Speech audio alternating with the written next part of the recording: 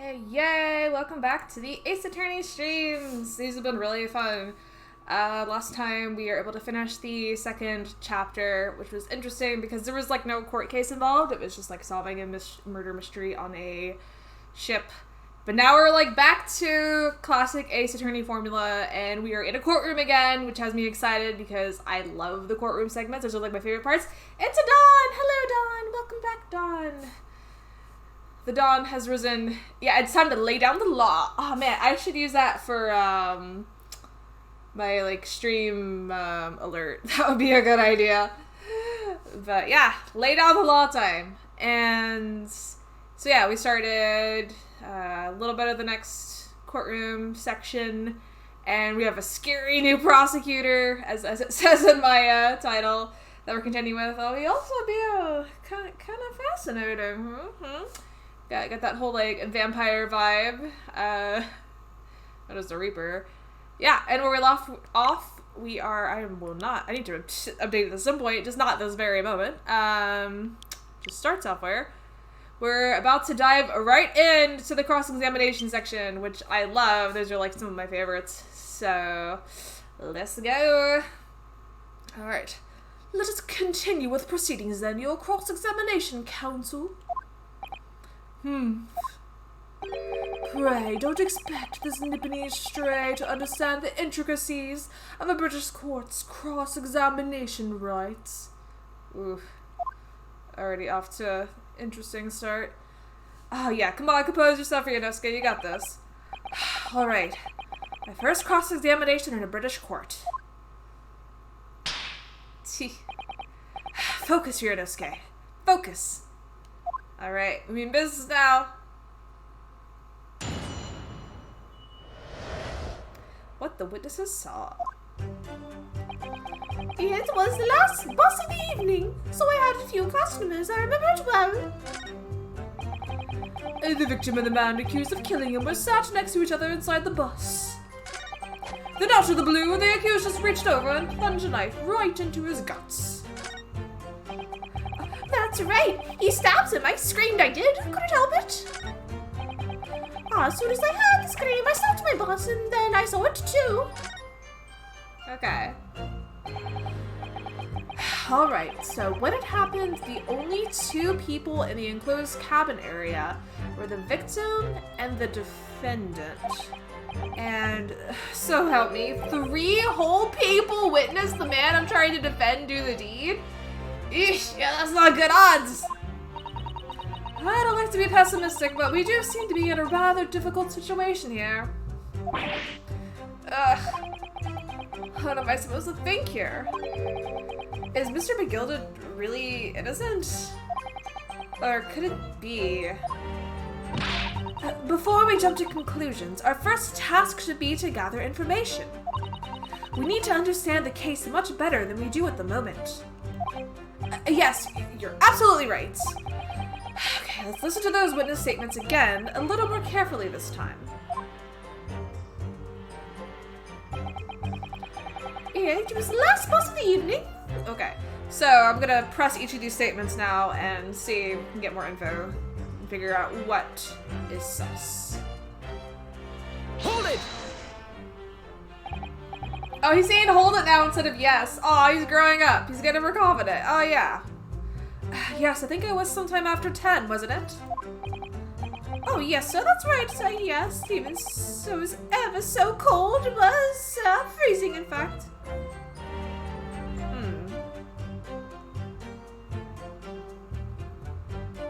I like how this guy's hat just keeps falling off.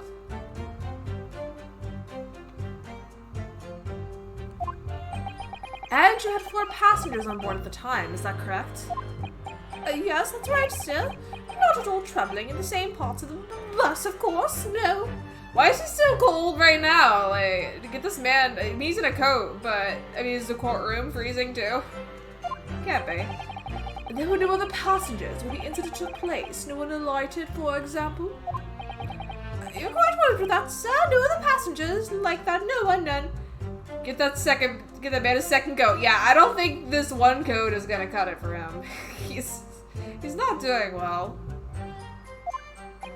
The name Beepo, though. So nobody fled the scene of the crime then? I have to say, the boss insists on it running. He does every evening the last of the day. Are you doing anything, Susser? Nope, you just keep adjusting your hat. Cool. I like how you get to see other people's reactions when other people are talking now. But I do wonder sometimes if it's altogether worthwhile. Yes, sorry to say. What do you mean by that? Well, what with it being so cold and everything, and only making 20 pence on the run, you see? Yes, I spent that much at the pub on the way home, just trying to warm up again.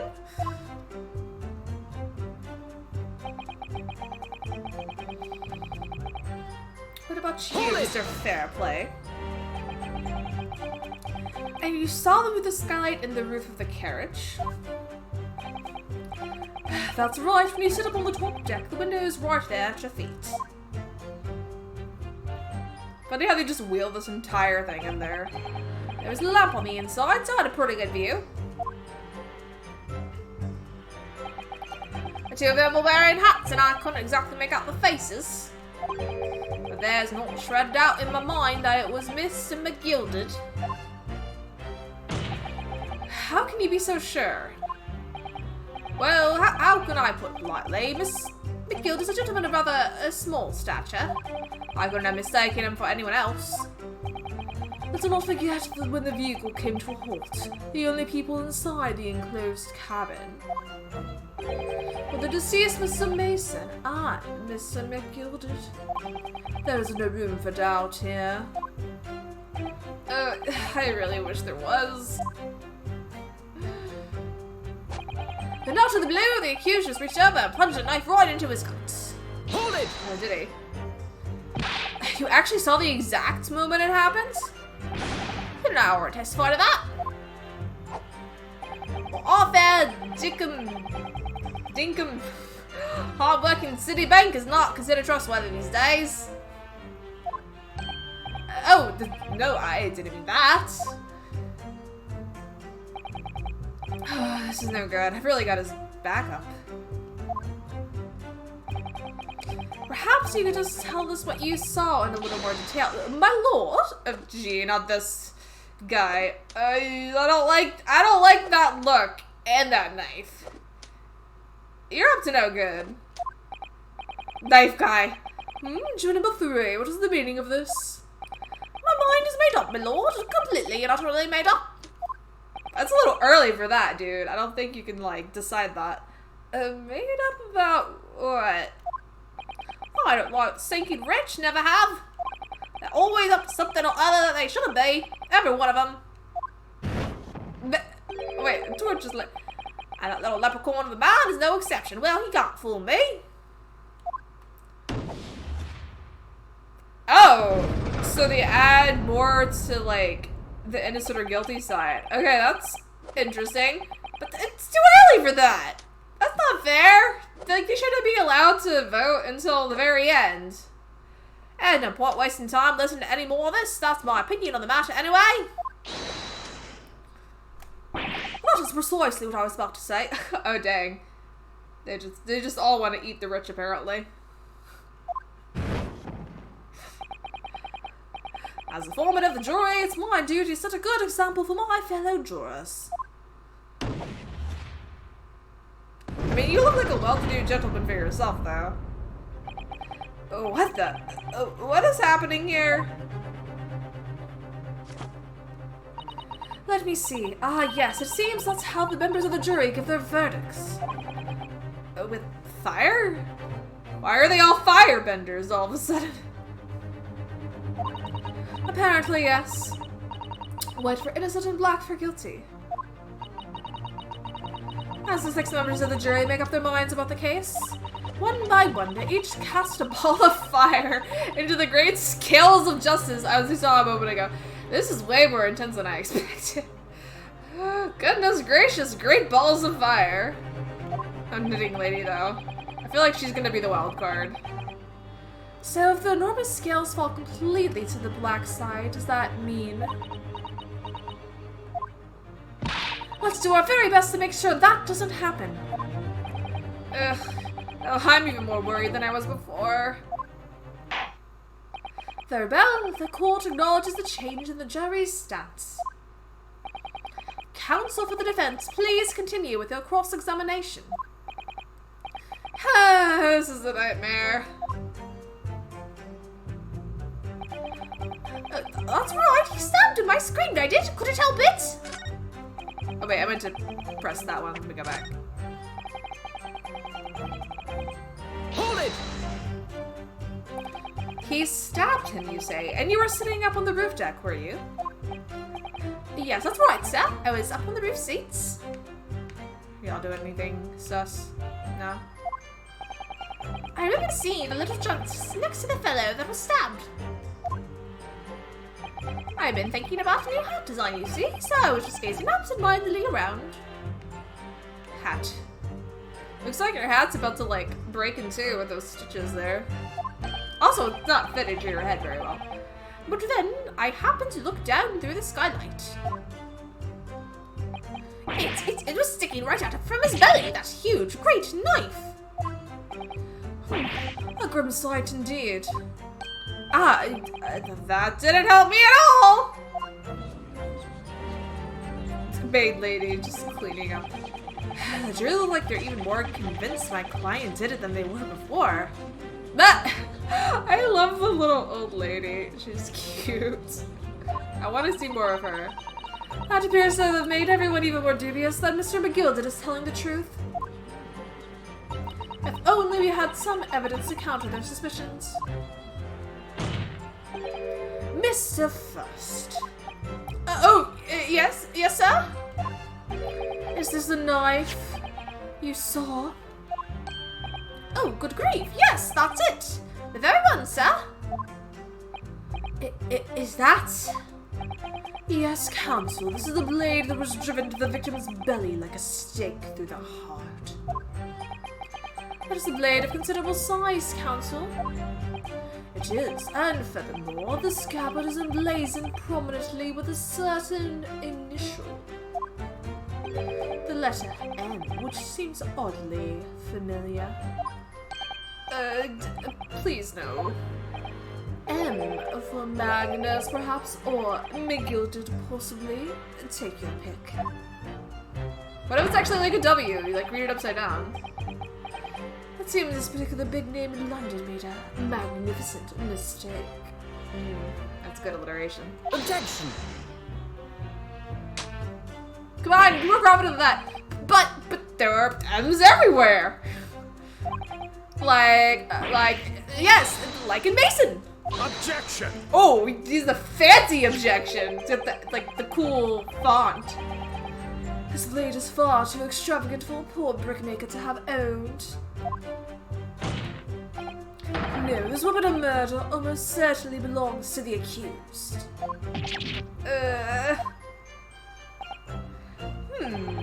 Not conclusive, but certainly compelling, counsel. Alright, a largish knife that was found lodged in the victim's abdomen. Its quality and fancy ornamentation suggest it must be quite valuable.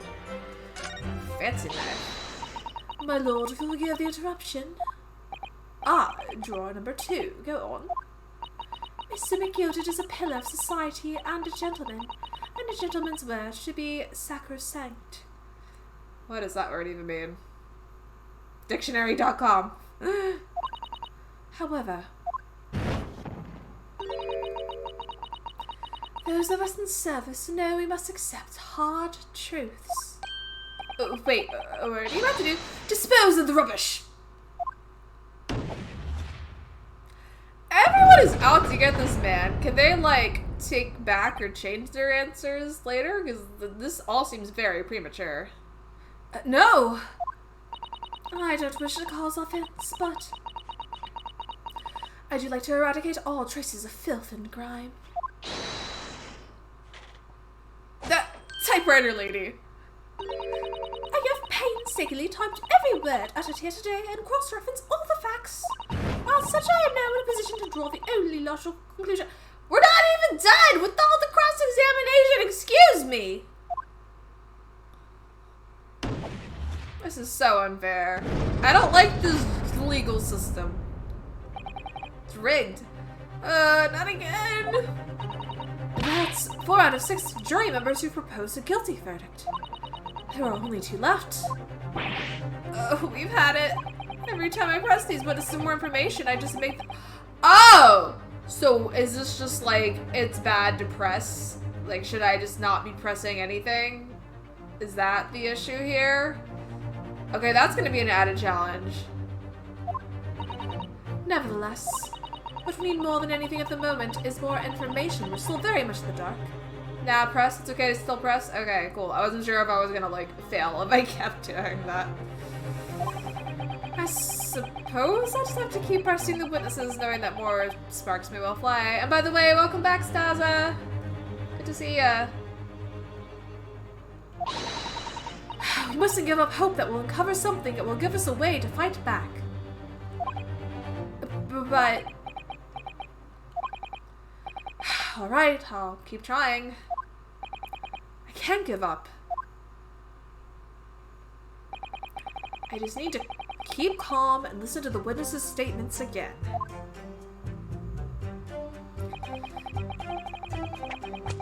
As soon as I heard the scream, I stopped my bus and then I saw it too!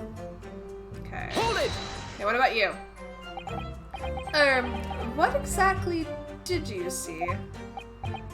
Oh, well, so that would be the passenger, sir. Yes, collapsed on the floor, he was. And by the passenger, obviously you were referring to the victim, Mr. Mason, the brickmaker. And then the other passenger had that knife in his hand, like this. By the other passenger, obviously you're referring to the accused, Mr. Magnus McGilded. And then he plunged down like this, stabbing the other passenger in the belly. What? Wait, but how would he see that if he was the driver? Because he's not, like, looking behind him. He wouldn't be able to, like, see where the window was. My lord, I wish to speak. Yes, juror number 5. Do I take it that you too? As the master of the London Guild of Coachmen, the idea of a murder being committed in one of the city's carriages is utterly abhorrent to me. It wouldn't be right to make a decision about hearing all the facts, though, I said to myself. Okay, please, finally someone with some sense. Also, I like how his mustache looks just like a horseshoe. Wait. But, okay, for a moment, I thought you had me there, and then now you're disappointing me again. But I've had enough now. The horse is bolted, as they say. No, please, just keep it open. I'm no longer gee up, silver blaze. The finish is in sight. Oh, gee. Mr. McGilded is domed. Beppo is a long-standing member of the guild, and I trust what the man says. Yeah, it really does, Staza. It really, really does.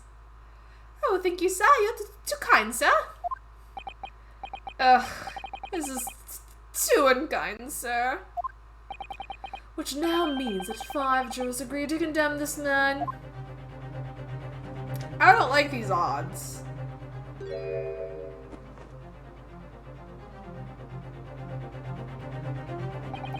Madame Juror number 6. It's all up to you, little lady! It's all up to you! My dear, what can I do for you? You have heard the testimonies of the witnesses in the stand. Oh yes, I certainly have. So what my hearing, you know? No, don't do it. You're our last hope. You're our last hope. Then pray tell, why are you yet to pronounce your leaning?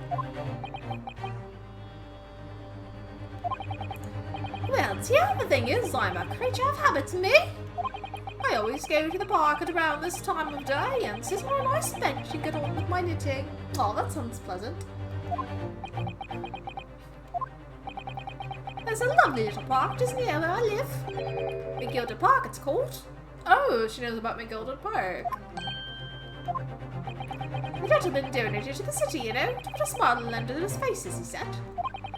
I can't imagine such a fine young gentleman would have it in him to take another man's life. He's always doing wonderful things for the city. That's right, a man like that wouldn't stop someone, surely. Hey, Super Saturn! Welcome back. This case is gonna be interesting right now. All the jurors are just turning against us, so it's not cool. Mother, may we go to the McGilded Public Library later and borrow some more books? It's all up to this one little old lady to, like, not vote guilty. You're lurking mostly? Ooh, that is A-okay. We love and appreciate lurkers here. Also, a burg sounds delicious. I hope you enjoy.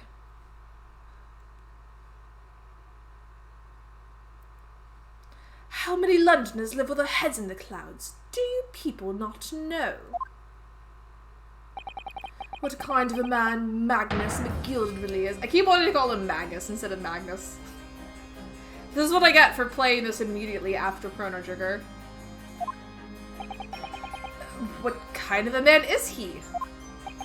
The philanthropist Magnus McGilded has enough wealth to purchase the entire city he claims to value so highly. But where did all that wealth come from? Your client is a Shylock, sir, and one with the very darkest of souls. Done the thing? I don't think he has. Because I don't remember anything of significant note that would be considered a thing, so no. I'm waiting for it though. I think I saw something in a trailer that might have shown it.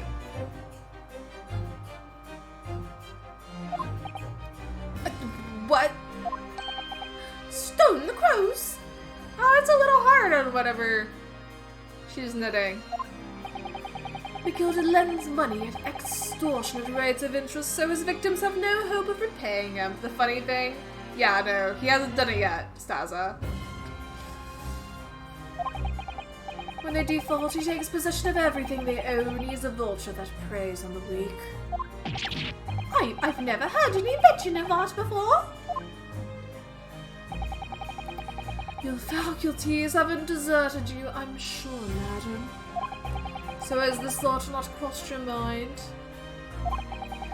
Would a man wealthy enough to widen London as an entirety not have a carriage of his own? Yeah, I guess it does bring into question why he would be riding in public transportation instead of just a regular carriage. Or, yeah, instead of his own. What possible reason could this man have had to make use of a public omnibus service? You're not saying that. The victim, a poor brickmaker, had next to nothing to his name, save considerable financial liability. Oh, maybe McGilded needed, like, a conversation with him. Yeah, the economy just might not be great, you know? Yeah, exactly. It will come as no surprise that his creditor was the accused Magnus McGilded. But let it also be known that the very day Mr. Mason was killed, the final repayment date for his debts. Ah, so he owed money. Oh, good gracious, that's a wig. Wig was just snatched. The brickmaker was destitute, he had lost his house, he had not a shilling with which to repay his debts. And in the end, this pitiful soul, the very last thing he owned taken from him, his life. Is it just a requirement for, like, all the cool prosecutors to wear a cravat? Edgeworth has one, a couple others do too, I think. Like a friend, Francesca, whatever, is that her name? How you say it? And then, her father, the Von Karma.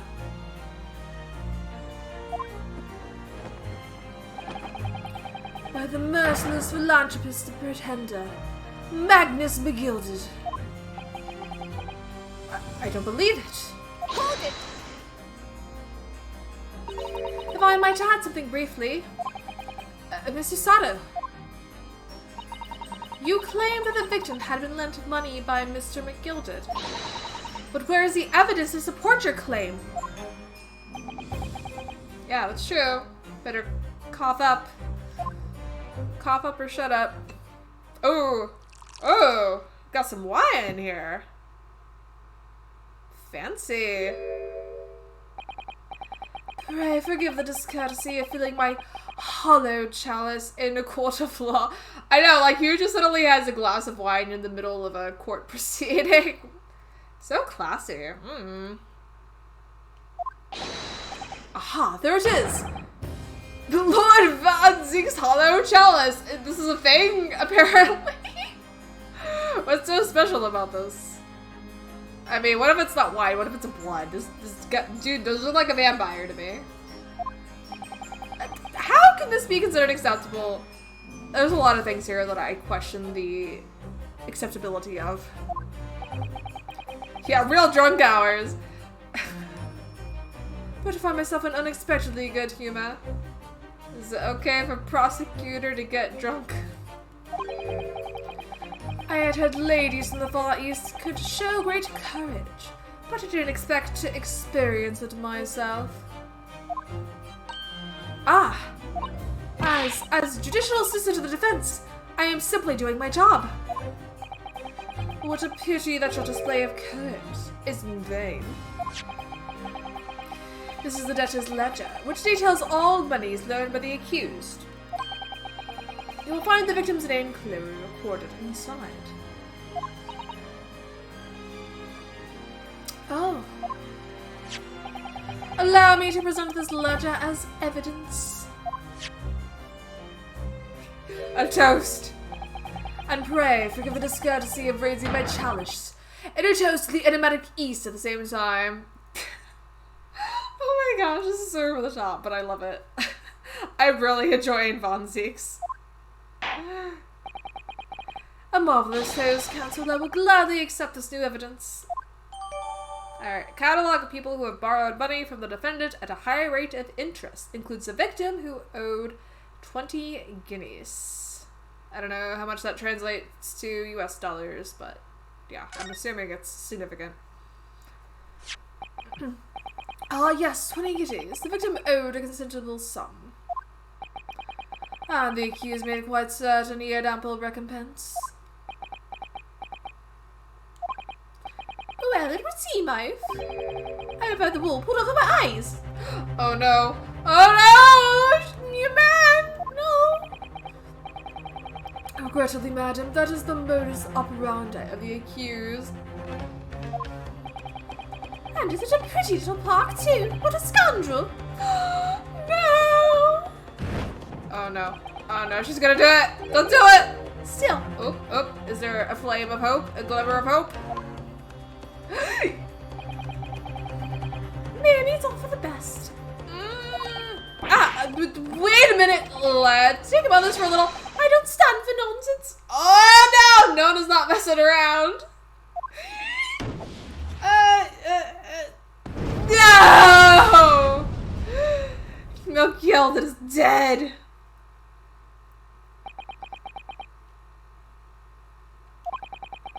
That was it. The last juror's decision.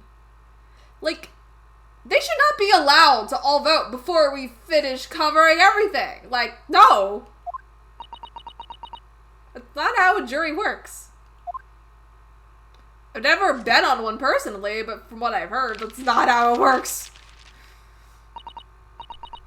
According to this encyclopedia, British law, when all members of the jury have concluded that the defendant is guilty, court proceedings are suspended and the presiding judge will deliver the final verdict and sentence.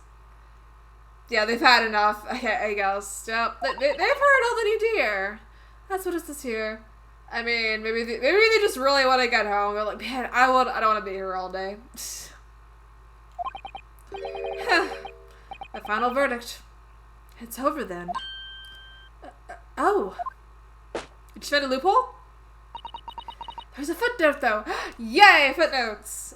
One time I'm actually happy. One sentence is far too much information to process, yeah. Footnote.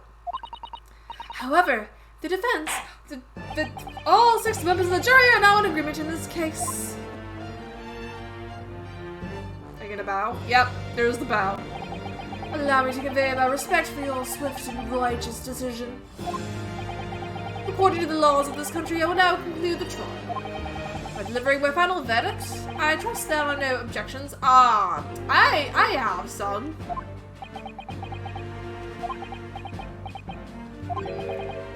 Mrs. Sato, just tell me one thing. Oh, yes? You were in the middle of saying something before. The footnote in your encyclopedia, British law. However, the defense... What did it say next? Oh, yes, of course. One moment. All members of the jury have concluded the defendant is guilty. Court proceedings are suspended and the presiding judge will deliver the final verdict and sentence. And the footnote says, however, the defense has the right to demand a summation examination of the jurors at this point. Okay. So does that mean we have to, like, get their full story or, like, reason from them? Okay, so it's not necessarily over. We can do more. Summation examination? Was this out of the stuff you studied, Ryunosuke? I hope it is. Objection! A summation examination. For which century has that tome you have been there resurrected? Judging from the binding, I would say that book is at least 50 years old. Any modern text on British law wouldn't even give such an antiquated procedure a mention. It's a relic, long forgotten and clearly no longer practiced. So you're out of luck. Oh no, his armband's sliding off. What even is it, Mrs. Sato? The so-called summation examination. One moment, and I'll read all about it. You demand the right to a procedure before you even understand what it entails. In typical Nipponese. Hey, not cool, man. Alright, Mr. Naruhodo, I think I understand. It seems that under this procedure we would be able to appeal to the members of the jury. To do what exactly? Appeals to them to change their leaning and reverse their decisions, and it says here that if successful, the proceedings of the trial must be resumed. Aha, okay. Make them reverse your decisions. Okay, so you have to convince them somehow, I'm guessing? Sounds tough to do, though. Yes, some time has gone by. Barristers would use a summation examination to attempt to influence the jury's decision. But that procedure became something of a formality with no practical benefit, really, so it rather fell out of use. I wonder why. Because it was devoid of purpose.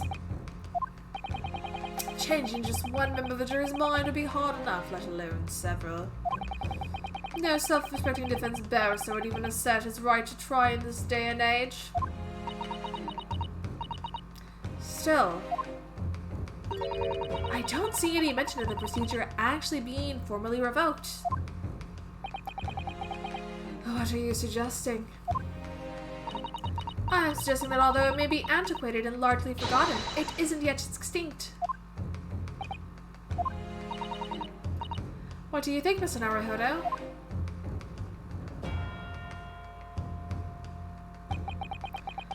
Summation examination, our last possible option. Do we assert our right to carry it out or admit defeat? We're not giving up, man. Assert our right. Assert our right. The defense wishes to assert its right to summation examination, my lord. Objection! I know, Susato is like the absolute best Daza. We stand Susato. London is the capital city of the most powerful nation on earth. We have a duty to the world to exemplify the very highest standards of judicial procedure. Summation examinations are an embarrassment that should remain Are you scared, Van Zeeks? That's what I would do. I would, like, try to, you know, call his bluff. Be like, If you hurt his ego, then maybe you'll get him, like, eager to attack. Because, like, he's gonna want to crush you after that if you, like, bring himself into question. That would be my idea. Like, what, you scared? Little Von Z, you scared doing a little summation examination? You think you're gonna fail, huh? Objection! But if it's alright, it's alright. I believe it could prove vital in this trial. The defense's petition is perfectly valid. The court will proceed with the summation examinations. Oh, this is madness. No, this is Sparta! I can't help but think of that every time I see that phrase. Ancient internet meme brain rot is just a common existence for me. Full men, are you and the remainder of the jury ready? Hey? Oh, I'm not, There's so much of this letter I received, you see, so... Why are you sweating? Why are you so nervous? Members of the jury, we asked to explain on what grounds they reached the decision. On what ground? I mean, you have no ground to stand on because you made your decision before you barely said a word. So yeah, we're gonna call your bluff, buddy. We are going to get you. You must all justify your decision and explain why you believe the defendant to be guilty. Well, my lord, you're rather putting us on the spot. This is most irregular, no mention was made of this before. Oh, I don't really hold with this justifying luck. Type. How seems to have thrown the jurors off. It seems none of them have experienced this before. Alright then. The summation examination. A defense procedure no practicing lawyer has ever attempted for years, is it? Oh well, just maybe. It might be the opportunity we've been looking for to turn this trial around. So be it then, ladies and gentlemen of the jury, the court hereby calls upon you to state the grounds on which you find the defendant Magnus McGilda guilty of this most serious crime. Okay. Oh, it should be good. We gotta tip the scale. It's time to tip the scales, as Robin Fire Emblem would say. The jurors' contentions. Okay. There was no one else inside the carriage at the time, so it has served him. I trust the driver. He has an excellent memory, it seems. For passengers, the fares totaling 20 pence. Hey, you stuck the chap next to him just like this. Brazen, I would say. Absolutely brazen. I have simply typed and collated all the statements made thus far and drawn the logical conclusion. We got across the guild fares on motto. We haven't raised prices by 4 pence for years. The scoundrel stabbing that poor man on the floor to beg of. Oh man. Okay, now suddenly I'm kind of scared of you because you have a sharp knitting needle that you are stabbing into the desk.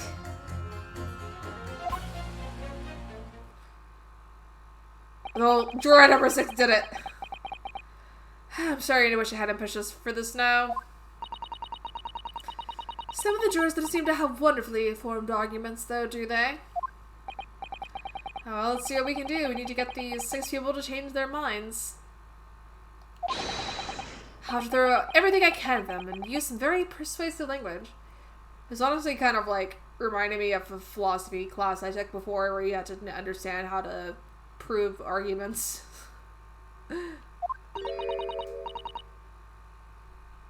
Just a moment, Mr. Naruhodo.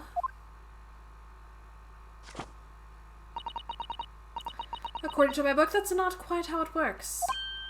Oh? I thought I was going to have to thaw their icy minds with some heartwarming rhetoric about the defendant. Unfortunately, once the jurors have decided the defendant is guilty, they're unlikely to heed anything the defense says. How do we change their minds then? But then they reach their conclusions by their own reasoning, you see. Your plays will sound like excuses. In fact, it could recoil on you the more you try to persuade them, the more entrenched they may become. Then what on earth am I supposed to do? Oh dear, I'm just citing what I've read about British law, Mr. Naruhodo. Right, I'm sorry. Do you have any idea how to make this work then? I mean, like, That's kind of in general true, where it can be very difficult to change people's minds when they're like dead set on something. So this won't be easy. Well, from what I can understand, the key to this procedure is using the juror's own words to make your arguments. Okay. What do you mean? Well, the 6 members of the jury are randomly selected members of the public. They may appear to present a united front, but the truth is, they are complete strangers who just happen to find themselves here in the courtroom together. And that's the way to break them down, you mean? Yes, exactly. We must listen very carefully to what each member of the jury says, and see if we can identify any contradictory statements. Oh gosh, super Saturn. That is so true. That is so true.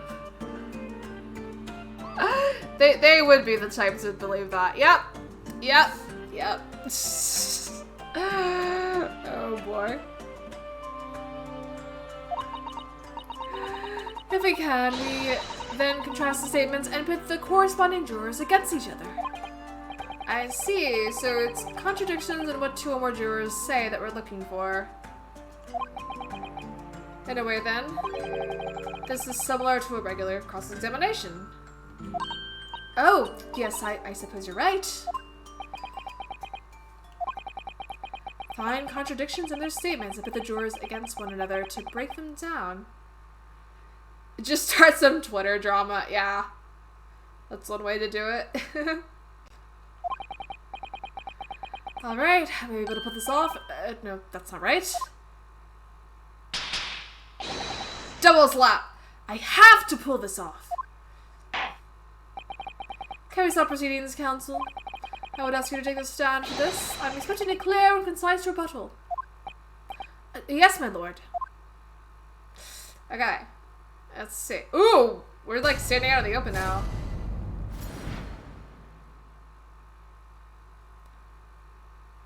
Imagine, yeah, exactly. Imagine if, like, you were being represented by a lawyer and you just saw them, like, slapping themselves in the face.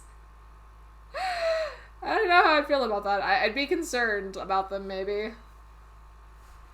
I mean, it's a way to wake yourself up, I guess. Alright, the defense's rebuttal.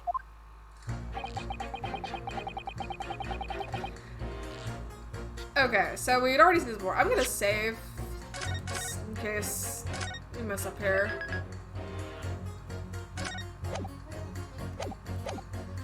Okay, I'll try pressing. I don't know if it's gonna be dangerous, but let's see what they say. Hold it! Certainly the testimony he's heard suggests the victim and Mr. McGilden were alone inside the carriage. Precisely my point. But could there be some other explanation, something we haven't considered yet? Such as? Well, perhaps it's something we could all work out together now.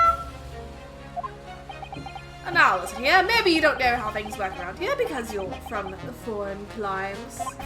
But we're here to form our opinions as individuals, and I have. Ugh.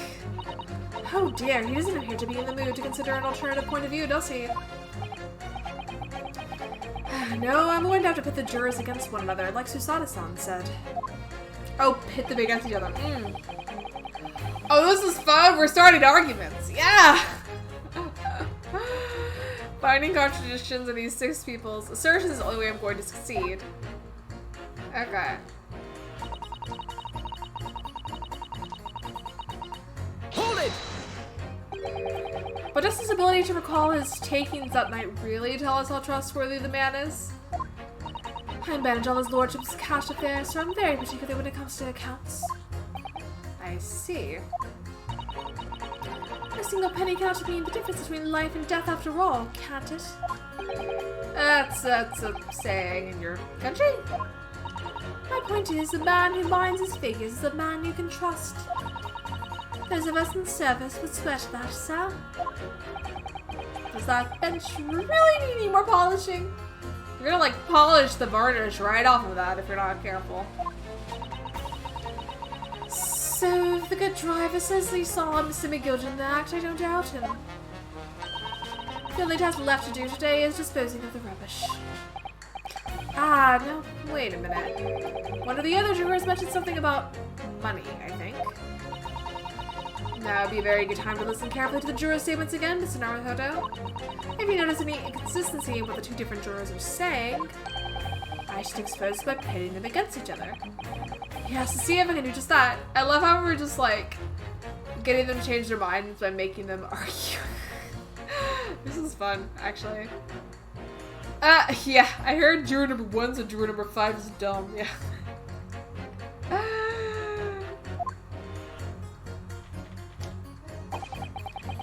He's like the chap right next to him, just like this. Brazen, I must say. Hold it!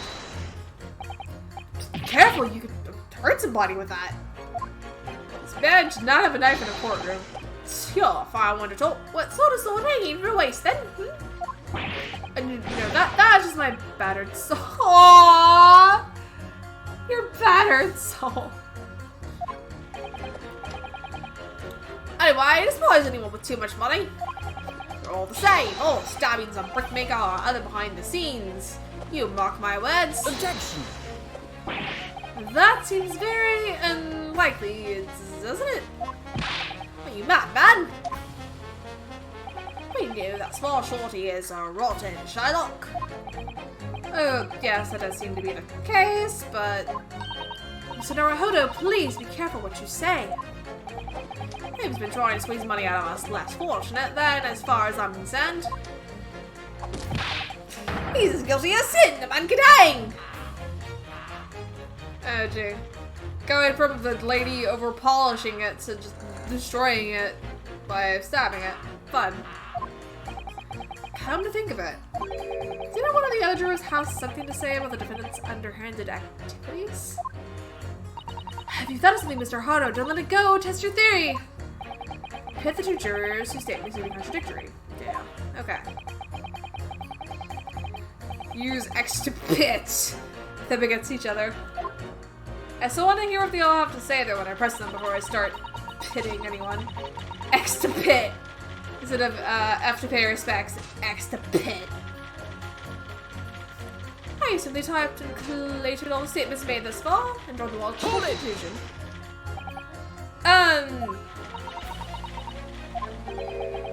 How have you been doing all this time?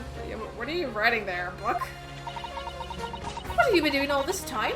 There. I should have thought it was obvious. I'm recording everything that takes place as part of these proceedings. But your job isn't to be a court recorder. That's like a completely different thing. You're a juror. And I've heard, man, that must be a very interesting occupation. People who just sit in court and have to like type up a transcript of everything that's said. They must hear some interesting things. Like, I don't know, probably some of it is very dry and boring, but occasionally it's probably entertaining, I would imagine. And what have you learned from that?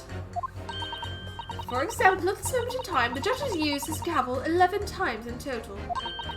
The prosecution has thought it derisively and drew a mark 7 times in total. Oh, you're paying attention to some interesting details there. And might I add, each time you've gulped like a simpleton. Thank you. And what's the point exactly? So anyway, madam, were you able to explain why you think the defendant is guilty? That is the conclusion I've drawn as a result of the copious notes of... What are these notes? What notes? Clearly, but I'm asking you to explain why you've drawn that conclusion. Court shorthand? You know, I don't think I have seen court shorthand, but I would be curious to look that up. Please don't distract me. It makes it extremely hard to concentrate on my note keeping. This is going nowhere.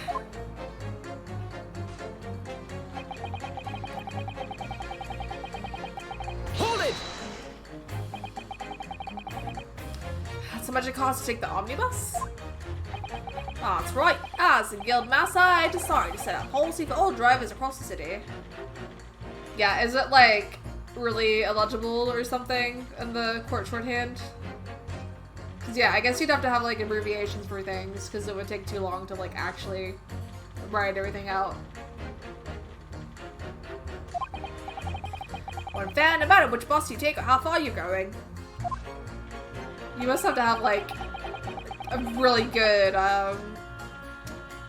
words per minute to do that when you type. You have to compete with the boys in the motor car, you see? How's Coach Balloon about to make a stand together?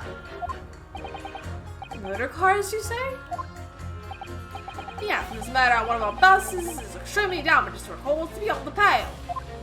I mean, a murder can happen in a motor car too. They'll lead you to declining passengers, you won't my word, until that rascal's fault he has to pay. Is the crime? Is it the crime or is the buses he's more worried about? Anyway, a member of mine Guild is reliable and trustworthy. I know, flasking up. Oh yeah, he's flasking it up. The prosecutor has a glass of wine. Like, it's a party up in here. So if the driver says some do it, that fellow in the dock is guilty of sin. Alright. Little old lady. What you got for us? I really think you should stop waving that needle around.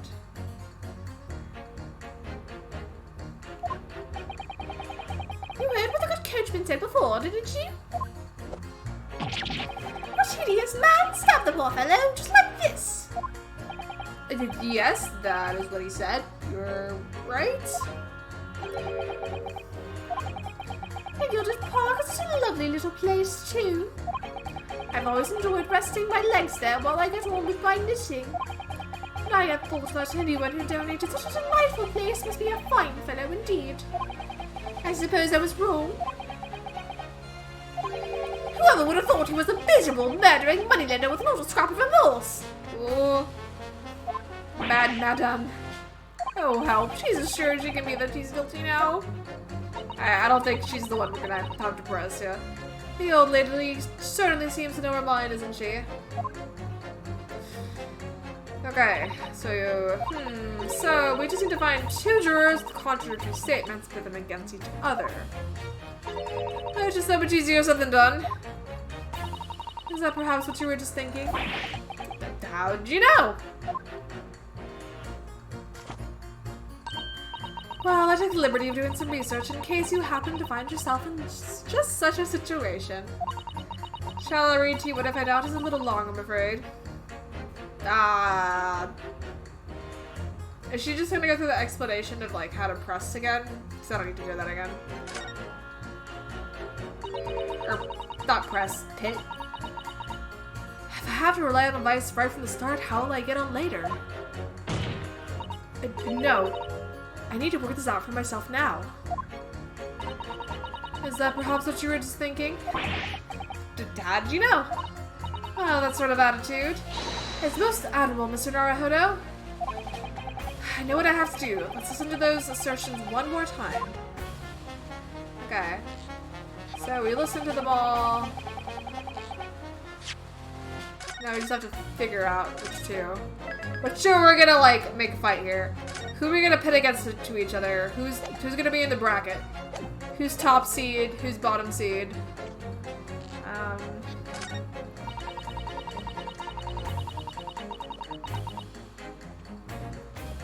I feel like it has to do something with the money, because that was like a point of contention. Driver.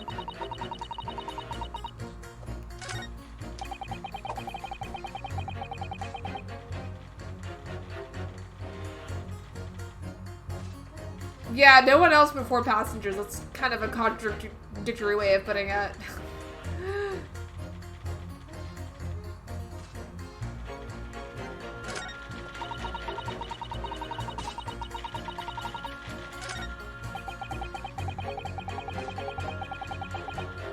Okay, him and the maid, because they're both talking about like how much it costs for the fare, and that doesn't seem to add up.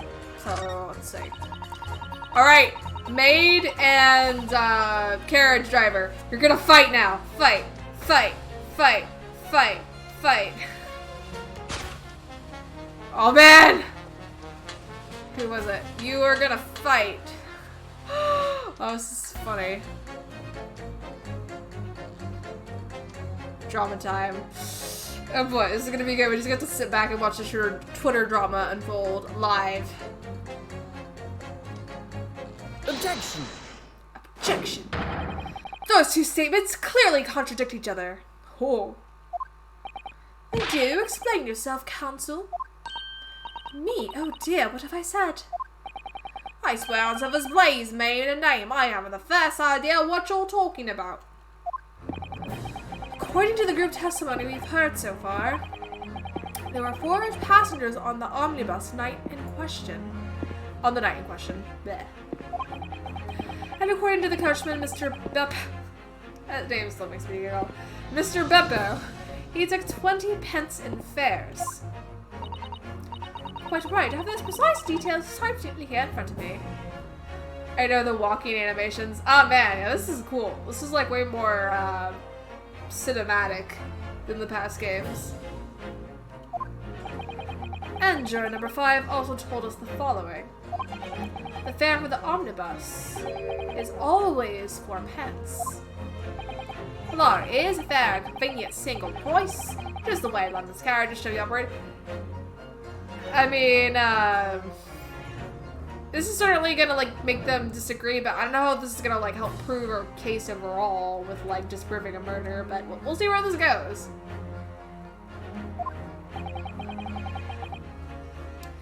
But that doesn't add up at all. In fact, it leaves a glaring discrepancy in the facts. Why, man, why? 4 passengers paying 4 pence each. If you do the multiplication, it would be 16 pence. Exactly. As I said, it doesn't add up. The figures are different. Can they not multiply? Yeah, maybe multiplication just didn't exist back then. They just had to do like very long addition. By 4 pence, in fact, or precisely 1 person's fare. 1 person's fare? Yes, in other words, on the omnibus that night, it's distinctly possible there was another passenger we've heard nothing about. Aha! Good gracious! Who else was there? This can't be right. The coachman of the Guild of Good Honest Men, one and all. Trustworthiness is a watchword. The figures your coachman claims most certainly do not add up. Your watchword, good sir, is a fallacy. I beg your pardon? Mr. Goodmaster, I think you ought to consider that if this trial were to end now, the news will surely spread all over London. The news that one of your coachmen tried to hide the fact that he lets nefarious characters ride his omnibus. Oh, what then? How do I make it so this miserable trial doesn't end? You know, you can change your vote.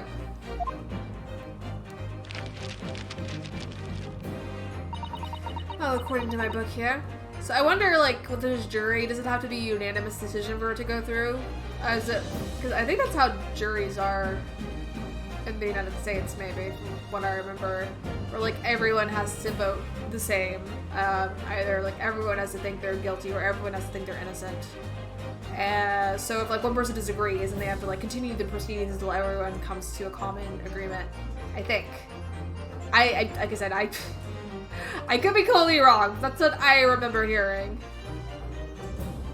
Yeah, these days it must be unanimous or else it's a mistrial. Okay, yeah, that's what I thought, Super Saturn. So I wonder if that's the case here. Like, if we get just at least one person here to be like, I don't think he's guilty, then we can continue. You simply launch a ball of fire onto the innocent side of the set of scales. You just kind of have suspension of disbelief for this part, because I don't think people are normally launching balls of fire in a courtroom. Now hold your horses there, coachman. We're all in agreement. Why do you have to go and wait till I get my hands on you, Beppo? Oh man, Beppo's in trouble. You need 4 people to continue this one? Okay. So it's a little more challenging. Alright. The scales have been tipped. Ah, it's all very irritating. Begging your pardon, sir. I'm going to do the same. Ooh, okay. So that's 2. Good, good. For the love of Mike! Not you as well. Who is Mike? A penny give me the difference between a smile and a tear for all. I certainly can't put my trust in someone who doesn't follow my exacting standards in financial matters. Oh, really? I, for one, think it's only proper that we hear from the witnesses again. Oh, well done, Mr. Naruhodo, you did it! If we can manage to change 2 more jurors' minds, we can force the trial to continue. 2 more? Actually, there is something else that's bothering me about a couple of their assertions. And that's where you must strike next. So we need to pit 2 more jurors against each other and show there's another contradiction in their assertions. Okay, so we got 2 to change their mind. We get 2 more, that'll be 4. So that'll be good. So we need to get 2 more. Exactly, you can do it! Well, the scales of justice have shifted, but they still weigh heavy on the side of guilt. Counsel, you're the floor again. Continue with your summation examination.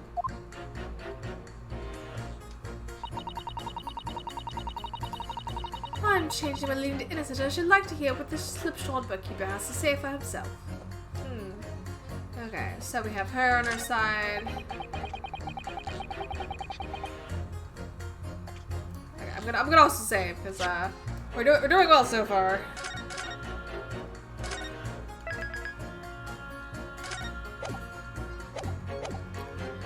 Okay, I feel that's just a weird statement, but we'll see.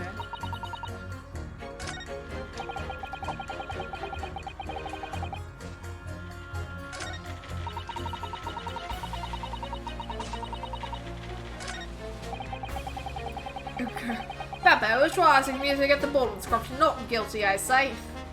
Oh, Beppo. Stabbing that poor man. What do you mean on the floor? I thought you were sitting.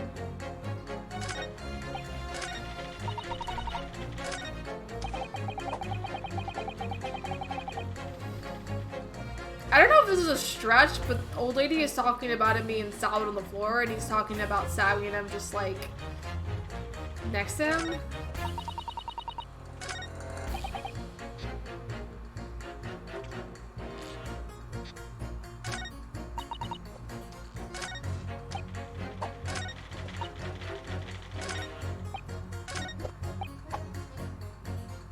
Like, what does she mean on the floor? Ugh. I don't know, I could be wrong here, but I'm gonna try to pit Knife Man against Old Lady.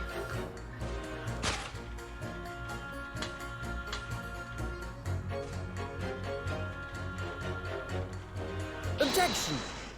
Okay. Music stops, so maybe we're good. Those 2 statements are completely contradictory.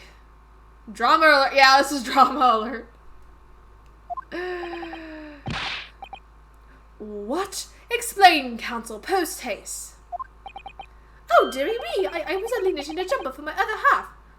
Aww. That's sweet. What is this claptrap? Does this contradictory even mean, I ask you? You've heard from more than one witness. Oh man, this walking animation is good. It's so good. I just want to enjoy this for a bit. Just look at this. Look at this. Oh, yeah. Just pacing back and forth. Deep in thought. And they all allegedly saw the actual moment when the defendant stabbed the victim. Yeah, so like, their story's not straight here. They're not consistent.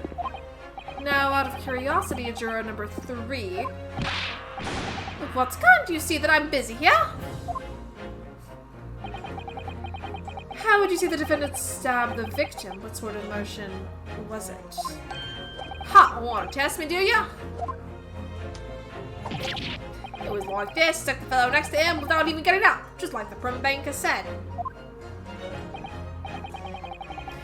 Yes, that was Mr. Fairplay's testimony, quite true. Now then, juror number 6. Oh, is that me? What can I do you for, young man? How did you see the defendant stab the victim, madam? Oh, well, dear, as far as I understand it, it was like this. He stabbed the poor man after he had collapsed on the floor.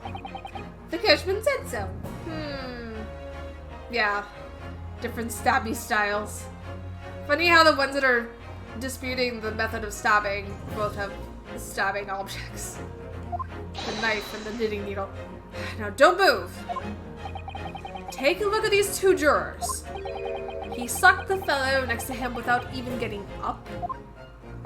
And he stabbed the poor man after he'd collapsed on the floor.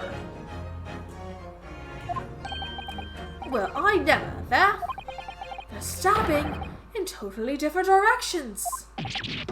What? Bless my stitches, what a muddle. What this tells us is that there's a strong possibility one of the witnesses isn't telling the truth. Oh. But why? Why the dickens would they lie? I don't know that yet, but what I do know is that if the trial ends at this point, we may never find out. We may never know the real truth. Ladies and gentlemen of the jury, can you really let that happen in all good conscience? Lies you say, oh dearie me. You go, old lady. You throw that fireball. I can't abide people telling lies. Pachunk. Okay. Scales. I don't believe it. Alright. Wait! Now hear this, my fellow jurors. I warn you, you cannot listen to this man. Look at him in his black suit. He's clearly some devious Eastern sorcerer using magic on us all. If I could use magic, do you really think I'd be putting myself through all this? Answer me this, Doc Jinx. Huh? This is me? What exactly is the problem? What if the 2 witnesses have slightly different recollections of events? That is a problem! I don't know how else to state that. What of it? Let's say the Starlight did stab the victim as he was sat next to him on the omnibus. And this young dandy saw him do it. And now let's say the victim collapsed on the floor and then the Sherlock stabbed him again. Are you suggesting there's more than one stabbing? But the autopsy report only mentioned 1, right? And this lady saw him do it. Well, what's to say it didn't happen like that, huh? Who are you calling a dandy, sir? Well, I should take this knife to you. Who are you calling old? Why, I should take this needle to you. Oh, I still like her. Ugh, they're ready to kill each other now. Fight. Fight. Fight. Fight. Salty bet. Place your bets. Who's gonna win? I would honestly bet on the old lady. She knows how to use those knitting needles. But could the foreman of the jury be right? Did the 2 witnesses see different moments of the same crime?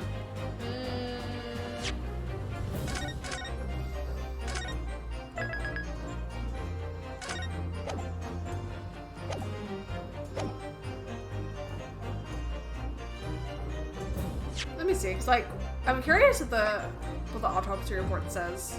Yeah, no, it's out of the question because the autopsy report says a single stab wound, so it couldn't have been 2. That's what I was thinking.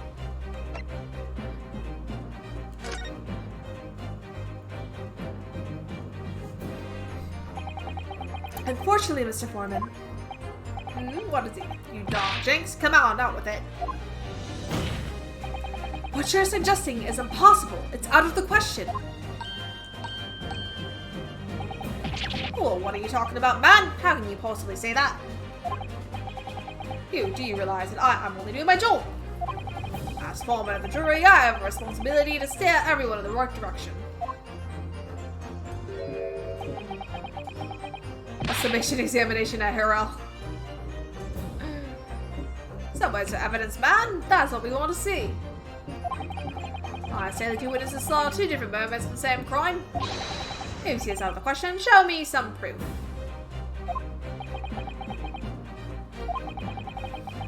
It looks like the only way I'm going to convince him is to present him with something he can't dismiss.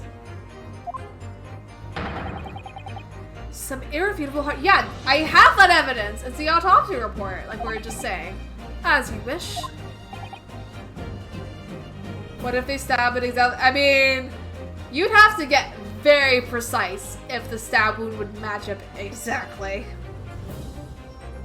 What? I'll give you the proof.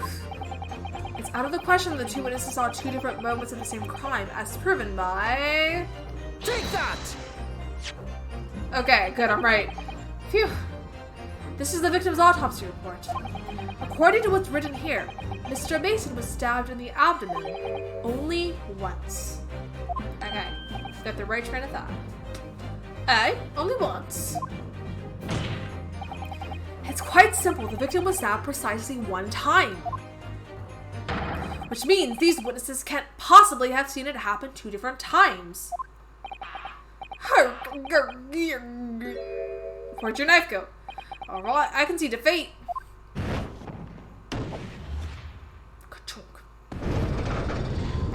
Alright. Got the jury on our side now. They're not witnesses, they're just jurors.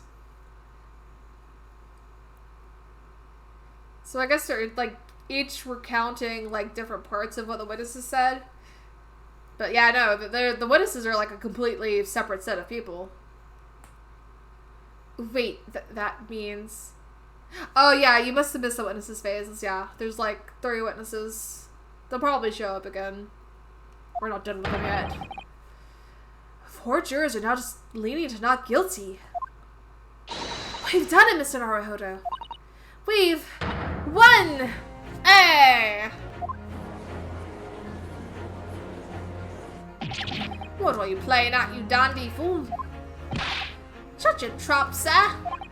No one deceives me. Well, we had a consensus. I said, shut your trap. I know a liar when I see one. And if the chap ever dares to cross the threshold of my shop, I'll take this rage. Oh, ew, why is he licking it? No, don't lick the knife. That is bad. That's... No, ow, no. Just, I don't like that. I don't like looking at that. I'll take this with a sharp blade and shave every last hair off his head. I know! Why is it so detailed? This animation, like, I would have thought it would just have been a brief, like one little lick and then be done, but it keeps going. It loops. Why is he still licking? I know, I hate it. Thanks, I hate it. Please tell me he's a barber. Oh gosh, he'd be a Sweeney Todd if he was a barber.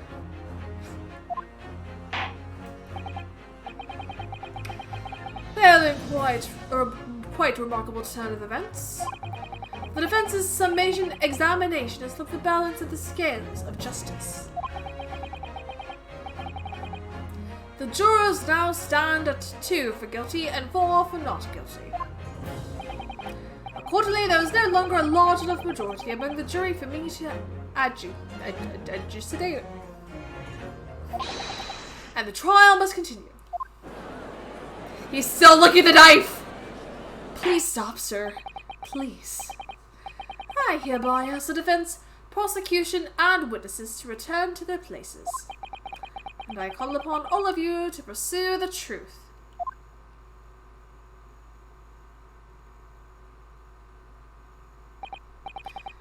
So, Lord Van Zieks, continue to substantiate the case for the prosecution, if you please. He drank the whole glass. It's gone. Pouring another. You're just gonna be drunk by the end of this. Oh, are you gonna drink? Are you gonna drink it? Are you gonna drink it? Whoa! He shattered it with his bare hand. Well, not bare hand, it was a glove, but still, he shattered it with his hand. What? Excuse me? Having savored the rich aroma of the calming contents of this hallowed chalice. I thought this chalice was like sacred or something the way they were talking about it, and he just destroyed it. Also, that's a waste of wine. Don't do that.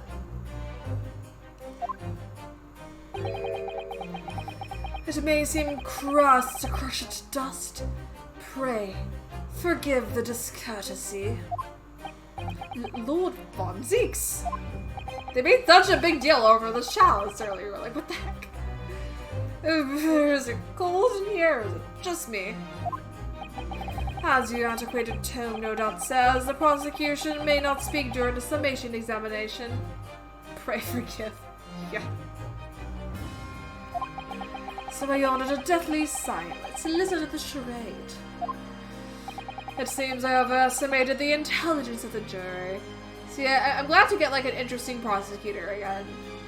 I'm liking this guy.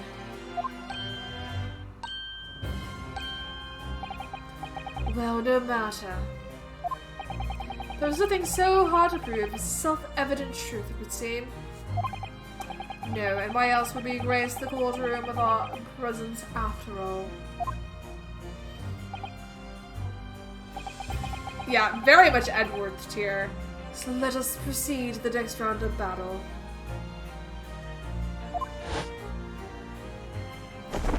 Whoa, cape throw. Like, yeah, you definitely feel the pressure. Edward is probably my favorite of the prosecutors, which I know is probably like a typical answer to give, but how could you not love him? I call him like Edgy, or Edges, for short. But yeah, Mr. Edge, yeah, okay. Bring forth the witnesses once more. Okay, so the witnesses are returning. You'll get to see them at last, Super Saturn.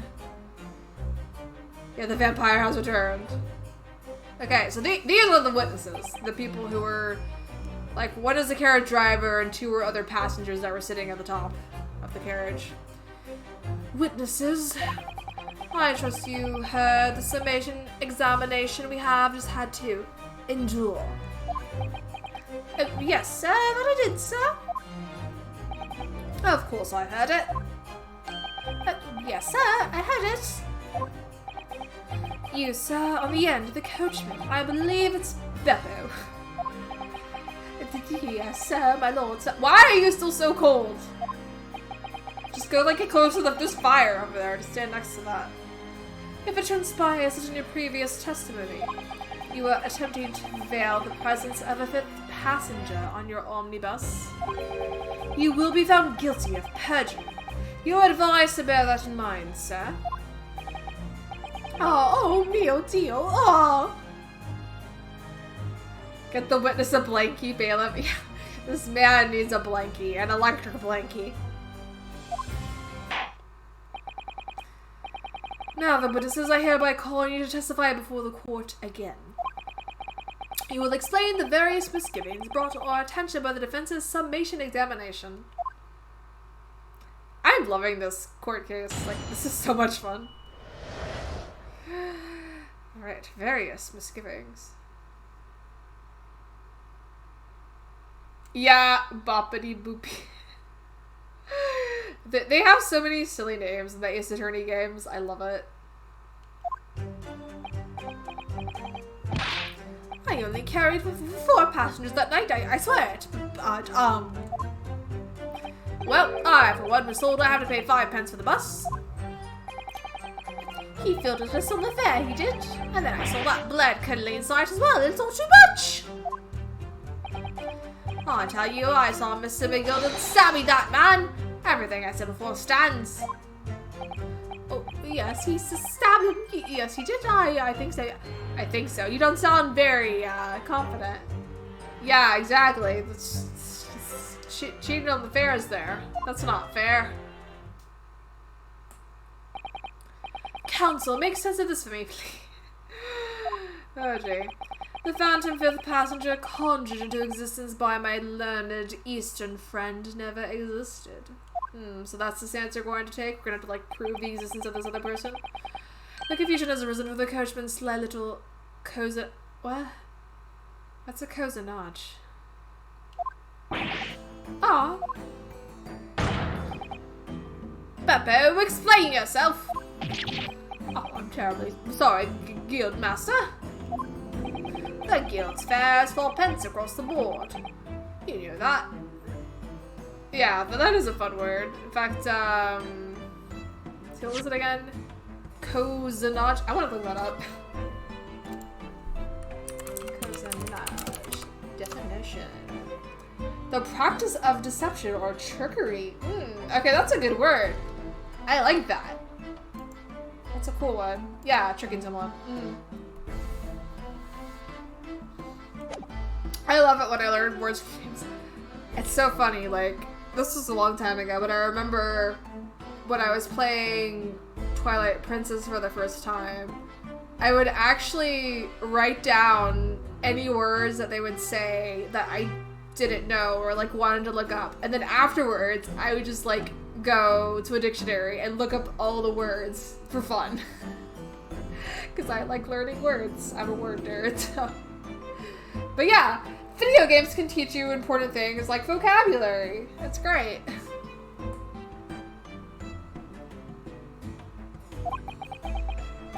Might understand that you've been overcharging our passengers by a penny a fare.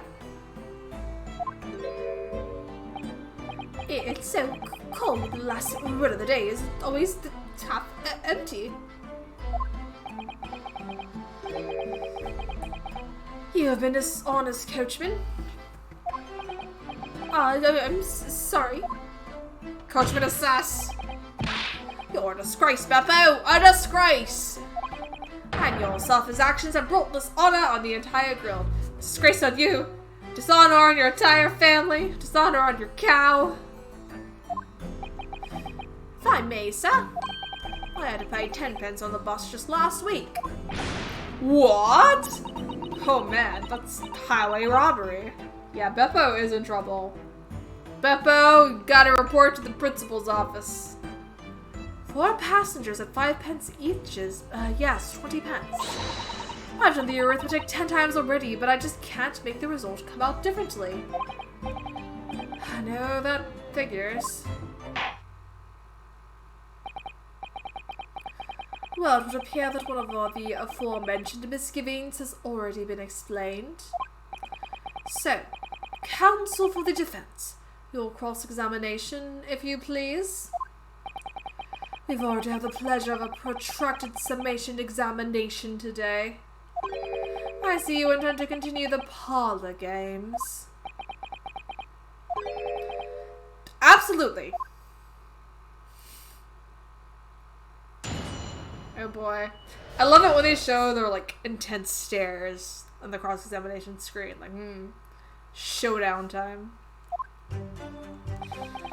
Okay, time to press all the things. Hold it! This is a pressing matter.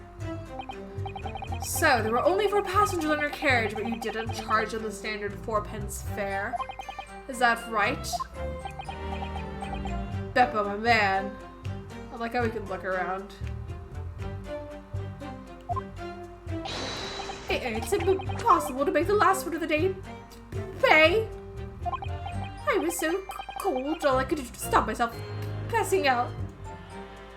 Beppo.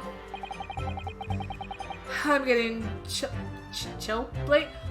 It's another word I don't know. Chill blades? Is that like chills?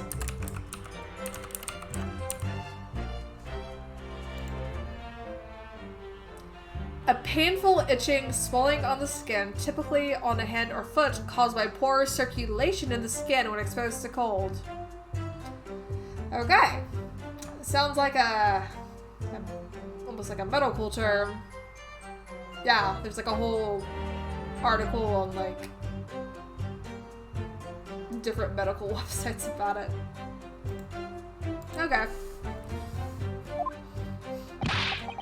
It was just terrible, so I wanted to give myself a pat on the back for keeping the bus running. Beppo. Why is your breath that cold? It can't be that freezing in here. You look scared, dude. Are you okay? Doesn't a dedicated coachman deserve an extra penny per passenger? You're digging a deeper hole for yourself here. If only there had been a 5th passenger on the omnibus that night.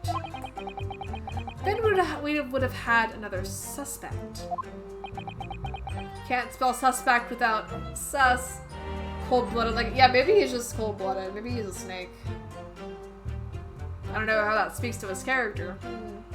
With all these, hiked prices.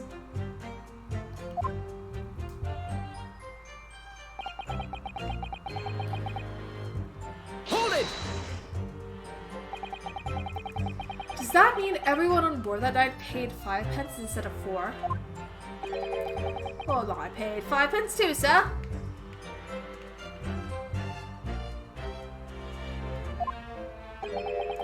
And I told you that I did.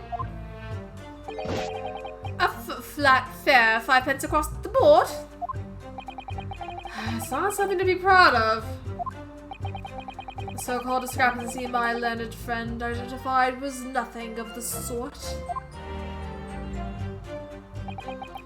Much like the phantom killer you so desperately needed, it's gone, dead and buried. I'd have been happy if it had ever existed in the first place.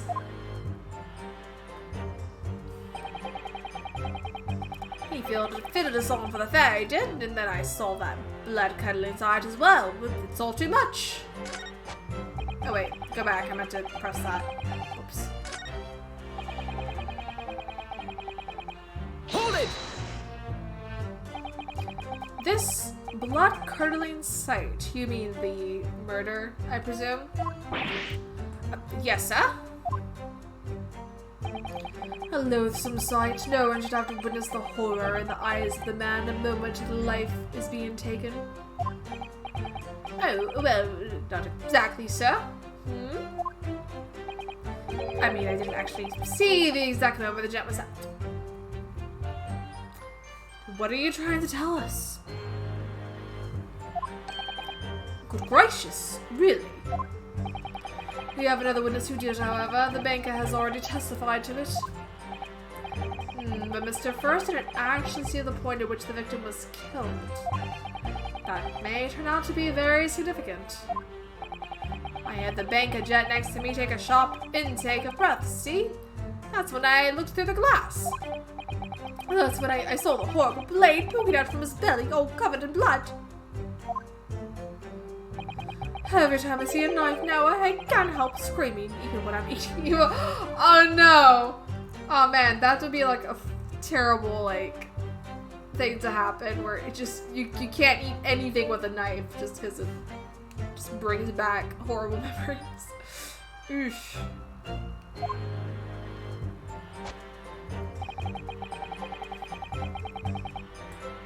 Hold it! So you saw the defendant, Mr. McGilded, stabbing the victim, Mr. Mason, who was next to him. That's what I said, isn't it? It was bothering me before this was. For just a brief moment, he hesitated before answering the question. Anyway, there was only 2 of them inside the carriage, was there? Oh, good. I'm like always not yawning when I stream lately, just because it's just tired this time of day, sadly. It's been a long day.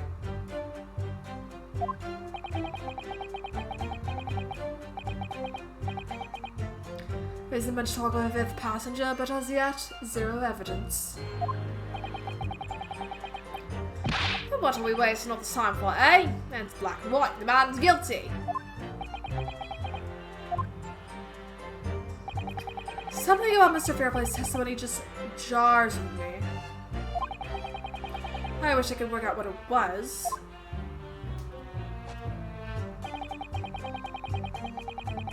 Hold it! Earlier, you testified that you saw the moment when the defendant allegedly stabbed the victim, didn't you? Oh yes, that's right. You said that the victim was on the floor and described the assailant holding the knife in an ice pick grip. I suppose. might have, you know, yes. Put the cart before the horse, maybe. What's this? Well, I'm quite sure about most of it. I was driving the horses when I heard a scream from the seat of the roof deck. Oh, I expect that was me, sir. Were you the one screaming? Then when I turned around, yes, I saw it from the skylight. The gentleman was on the floor, the knife was sticking up out of his midriff. That's right, yes, and the fellow holding that handle was the famous man, yes. So, in short, you didn't see the moment when the victim was actually stabbed at all. I really thought that I did, but when I go over to get in my head, nope, I suppose I didn't actually see the precise moment of the stab. Oh heck, what have we here? Man, what are you doing? Can I pursue this? Cause you something. Excuse me, sir! Do you have something to say about that, Mr. Fairplay? Now you listen to me. I know what you're thinking. You didn't really see the exact moment the fellow was stabbed. What are the chances of that? Eh? Are you asking me or telling me? He is getting flustered. I might be able to extract some information from him if I answer him cleverly. Could he have just happened to see the exact moment the crime was committed? That response is funny. Some days are like that.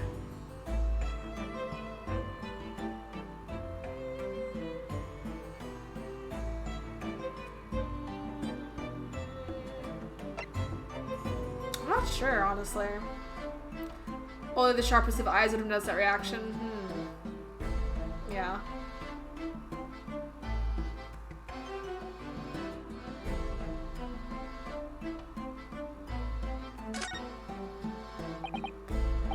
Well, it is a little hard to believe, certainly. Unless he spent your time peeping through a skylight on top of an omnibus, that is. Peeping? I'm not respectable city banker, I'll have you know. And I know what I saw. I remember it as clear as a Balrog day. It was a grim scene, I don't mind telling you. Thank you, Mr. Fairplay. Oh, excuse me, I think I was getting a little harsh with the collar there, my lord. I would ask you to supplement your testimony with a clear statement about exactly what you saw. Oh, I can do that, alright. I'll tell you just about how grim it is. I find it interesting that his mustache is in the shape of, like, a W, because there was the whole thing about how the knife that was found in the victim had what appeared to be an M in it, but I was wondering if it could even be a W, and so I wonder if the fact that his mustache is shaped like that is, like, connected at all.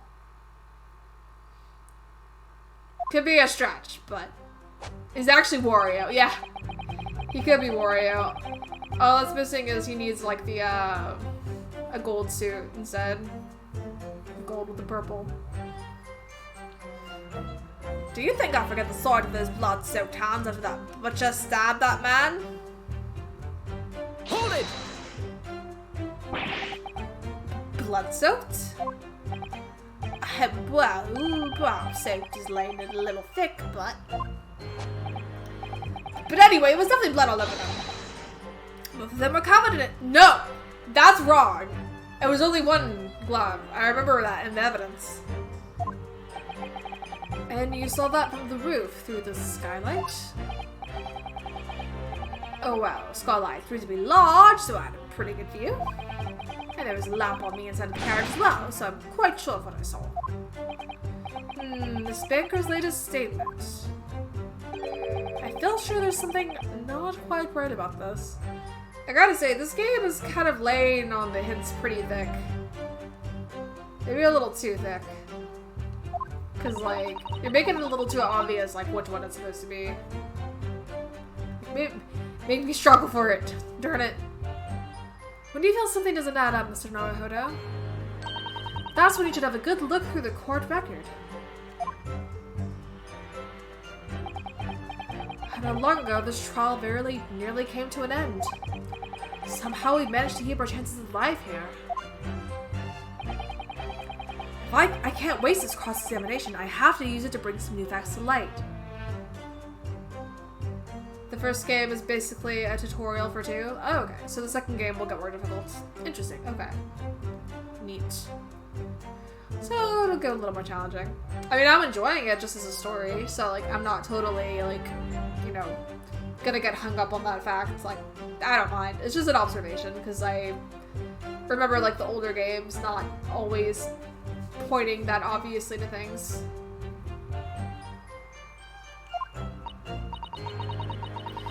If you're not careful when you press these witnesses, the danger is that the jury will end up believing something unhelpful as they did before. Maybe, but we can't let the fear of that happening stop us from uncovering important information. I mean, at least this time that didn't seem to happen. Yes, you're so right. I need to pay careful attention here. I don't want to miss even a flicker of a reaction among these witnesses. Remember, if you happen to spot one of the witnesses reacting in a strange way, don't hesitate to pursue them as to the reason. Okay. So now we're getting closer to an answer, I think.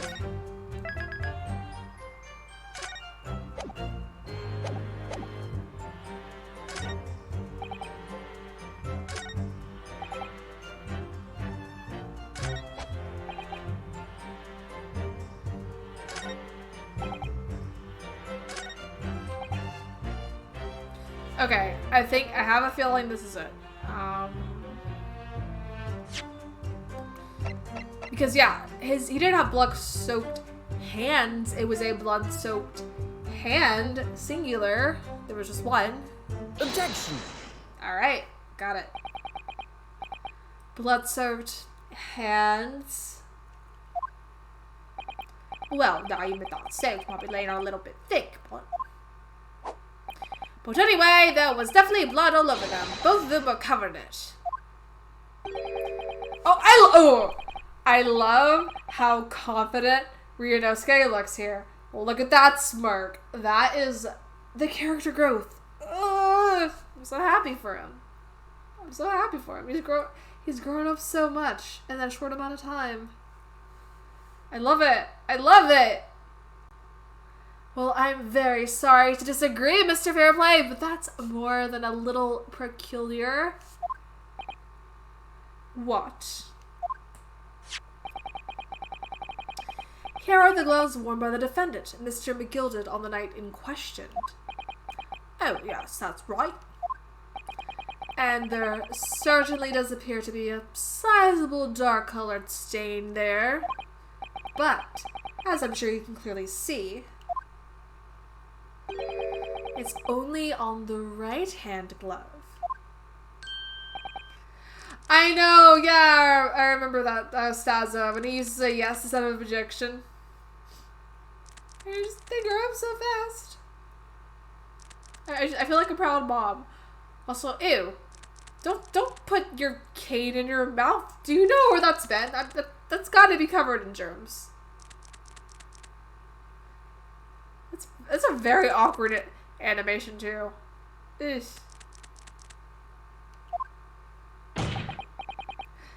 In short, Mr. Fairplay, your testimony is inconsistent. I needed, like, the full slam. It wasn't, like, the half-hearted little tap. He slammed that desk. Yeah. But no, that can't be right. So you would lie here then? Oh, man. Watch out, Mr. Fairplay. Granny's gonna come after you.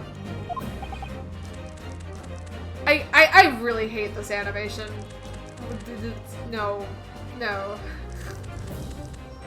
It looks so wrong. You're right, you were quite clear about it. You said it was both ends. Grr. How I just like bench pressing this thing.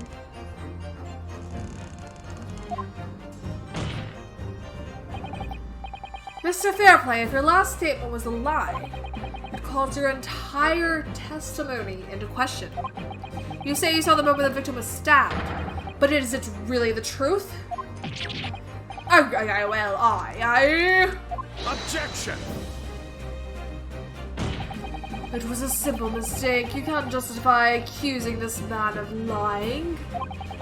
Yes, it was in both hands. It was only one, but the fact remains. The victim's blood was something acute. Man, just the stylistic pointing in these games, I love it. It's just something about that pose. Just, I love it. It speaks to me. It's great. It's so cool. Objection! No, Mr. Fairplay categorically stated that he saw blood all over both hands. Which means there's a strong possibility that this witness was deliberately trying to mislead the court. Grr. Why? I'm a city banker. For pity's sake, my word should be the gold standard. I'm a gentleman, not some gutter snipe, upstanding member of society. Don't prevaricate.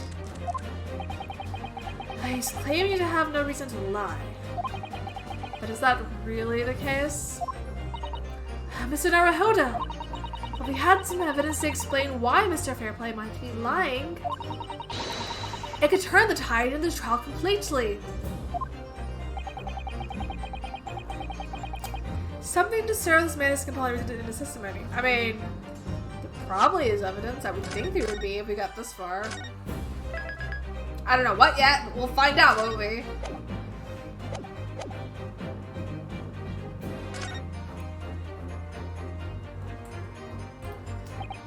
Yes, if only we had some evidence like that. So the defense did nothing. Whew. Ah, Mr. Naruhodo, did you see that? Yes, he uttered an audible sigh of relief. Does that mean there is some evidence that would show why he might lie? I think perhaps we should consult the court record again.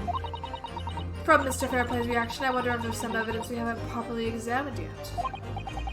Yes, we gotta look at everything in as much detail as possible. My lord. Yes, counsel? The defense is ready to present evidence. Evidence that will clearly demonstrate why Mr. Fairplay had reason to lie in his testimony. I feel like Fairplay is gonna be like ironic here. Just the name. I'm afraid, counsel. But before I can allow that to happen, I shall have to... What? What? Why would we get a penalty? What would we do wrong? Ugh, I suppose that's fair play. Oh, I thought I selected that I had evidence. Huh. Kind of want to reset, but I kind of also just want to accept it very well. I hereby call on the defense to present its evidence. Evidence that demonstrates a motive for the witness's alleged deception of the court. Oh, penalized for not believing in ourselves. Man, that's harsh. Okay. I feel like I need to examine some of this a little more closely.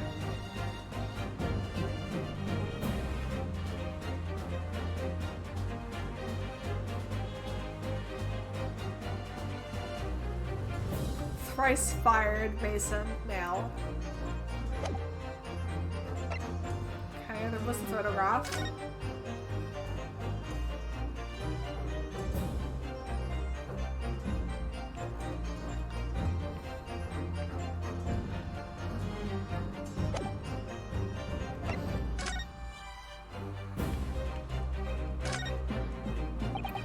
This is definitely blood, isn't it? Not the most pleasant sight to be confronted with on our first day in London. Oh, well, no, they won't come of grumbling now. No. By the way, is Mr. Miggled right-handed? Yes, I believe so. He was toying with a coin in his right hand a little earlier. Ha! Pity if only he'd been left-handed. I think blood on either glove would be fairly incriminating, really. I hope there's anything else. see here.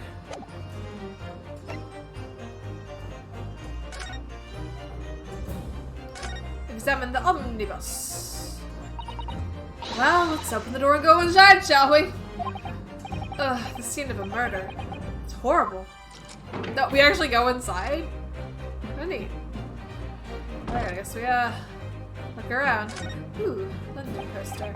Oh, that's a poster for the Great Exhibition that's due to start 6 months from now. There's a lot of focus being drawn to the Crystal Tower. The Crystal Tower! Can't help but think of Final Fantasy XIV. The centerpiece of the whole exposition. Oh, the Crystal Tower! It's under construction already, I believe. People all over London must be fizzing with excitement at the prospect of such a grand event. It's a trunk. Oh, what if the mystery, like, 5th person was hiding in the trunk under the seat? The seat is a handle, it seems.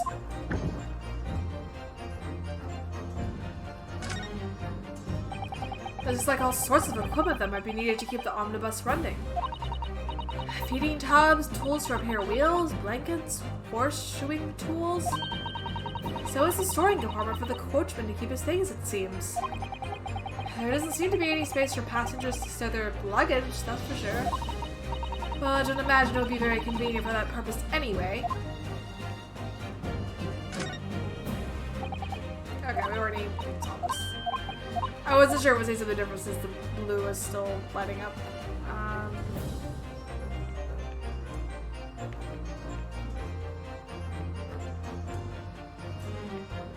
Notice.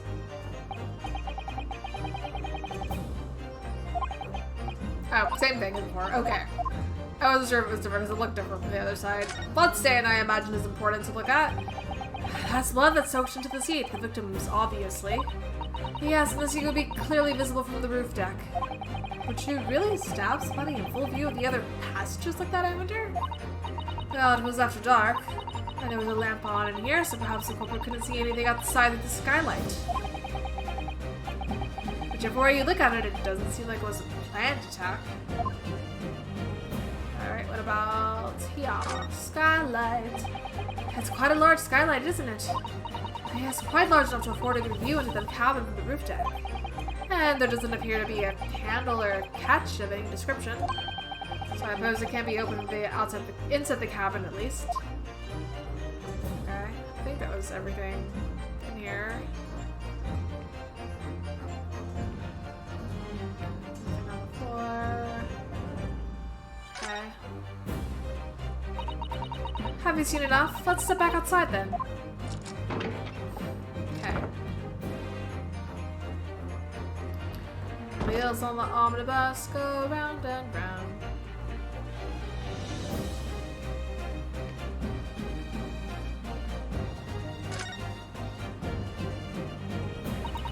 So this is the roof deck of the omnibus. Oh, you must have a wonderful view of London streets from up here. So people see it all the way up here on bitter winter nights with the cold air rushing past them? Yeah, that doesn't sound pleasant. And they have to pay money to do so? Ugh, I can't imagine how cold it must feel. That just made me think of something horrible. Can you imagine being dragged around the city in the freezing cold as a punishment? I feel like that's something that probably has been done. Perhaps that is the real price you pay to stay out late. Ha. No staying out late.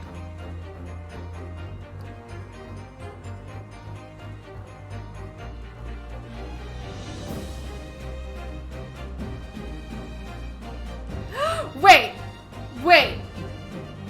Why is it called Phoenix Wright Omnibus? Excuse me? Did his family own this? Or something?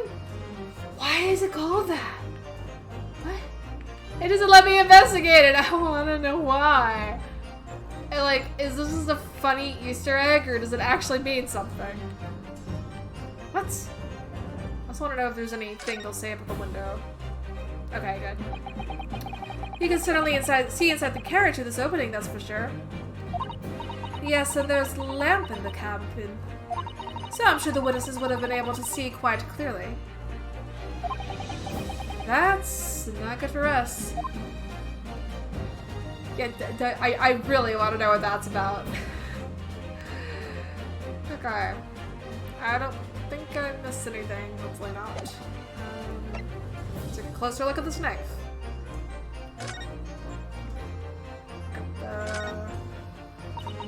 That part is the sheath, isn't it? Are you alright, Mr. Naruhodo? Phoenix Wright went back in time, did it? Ooh boy, time travel. Oh, sorry, yes, I just don't really like blades. Oh. Those don't seem like the words of a man with a large katana slung from his waist. Yeah, a katana is just like a really long blade. That's not a blade, that's Kazuma's soul. Anyway, there's no sense in delaying it. Let's see what the blade looks like. Fancy. Ugh, that looks like a lot of blood. It surely is blood. The victims. Ugh, an Englishman's blood looks a lot like Japanese man's blood. I mean, yeah, everyone bleeds the same. Oof, something in my eye. Okay. Did you think it wouldn't? Sorry, it's just that we've only just arrived here in Great Britain. I'm finding it a little hard to adjust. Yes, I do understand. Okay. Alright, yeah, the mystery W or M. I'm thinking that's gonna be a twist of sorts.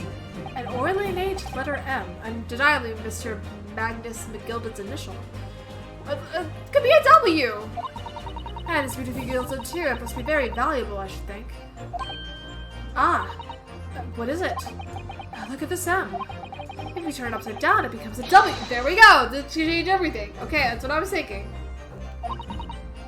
W. For right. Phoenix Wright. The time traveler. Yes, this is one of those, you know, turnabout cases. Literally turnabout because we're turning it about. I'm afraid I don't know at all. But what I am sure of is that this is an M. Oh, well, bad idea. It's quickly quashed. I still think it could be significant. Susato.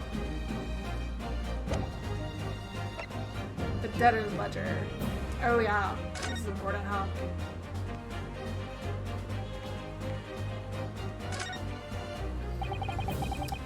This portfolio must contain all sorts of secrets of the London's gentry. Oh dear, do you really think we ought to look inside? Well, it's not as though we know of any of London's gentry personally, is it? Apart from our great detective Finn, perhaps. Actually, I wonder. I assure you we will not find Mr. Sholmes' name inside. Well, let's see what we find. Okay. I do not understand this font. Gosh, it's kind of full of gentlemen's name, isn't it? Well, I suppose they're probably not all gentlemen at all, are they? After all, not everyone in this country is well off. Ah, goodness. What is it? Look at this. Do you see the name here? Bruce Fairplay. Should that mean something to me? It does not seem familiar. Fairplay is the name of the witness. Bruce Fairplay, the witness testifying at this very moment. Oh yes, of course, the banker. Why is his name here? That's so smoking, my guy.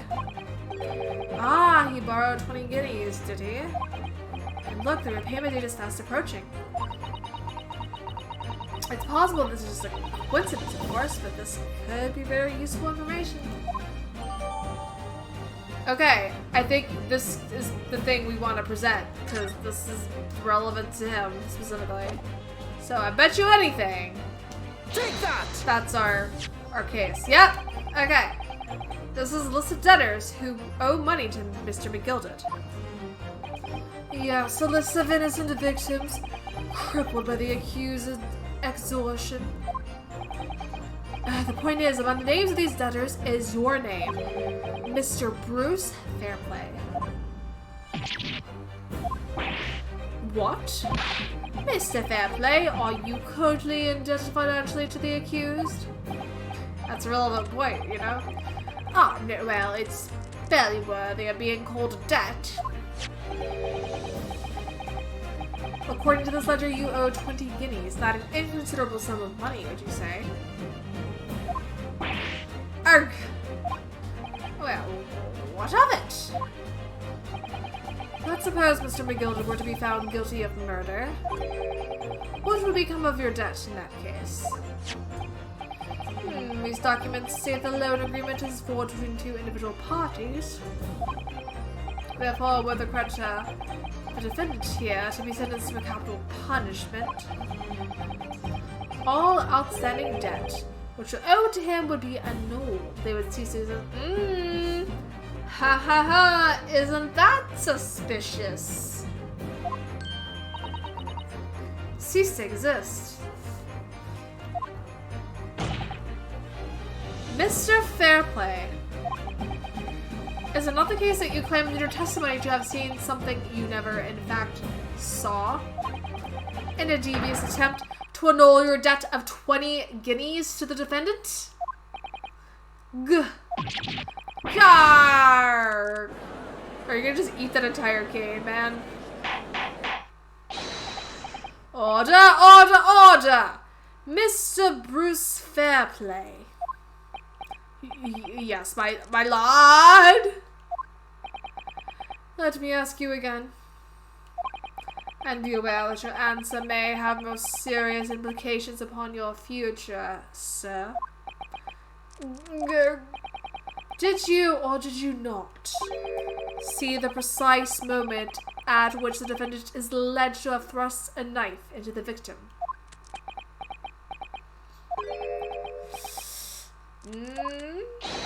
Your silence speaks volumes. Yep, ain't that the truth sometimes? A lack of a response can just say it all. You did not tell the truth in your testimony. Alright, now let's not make a melodrama after this. Oh, I am going to bring the drama to this. You can guarantee it. Okay? We are not letting you get off that easy. Perhaps I did overstrike the truth of the pitch. Did I say Bruce foul play? Hey, madam tish. I wish I had like a simple sound effect there, Stazza, because that was very well played. Bruce foul play should be his new name.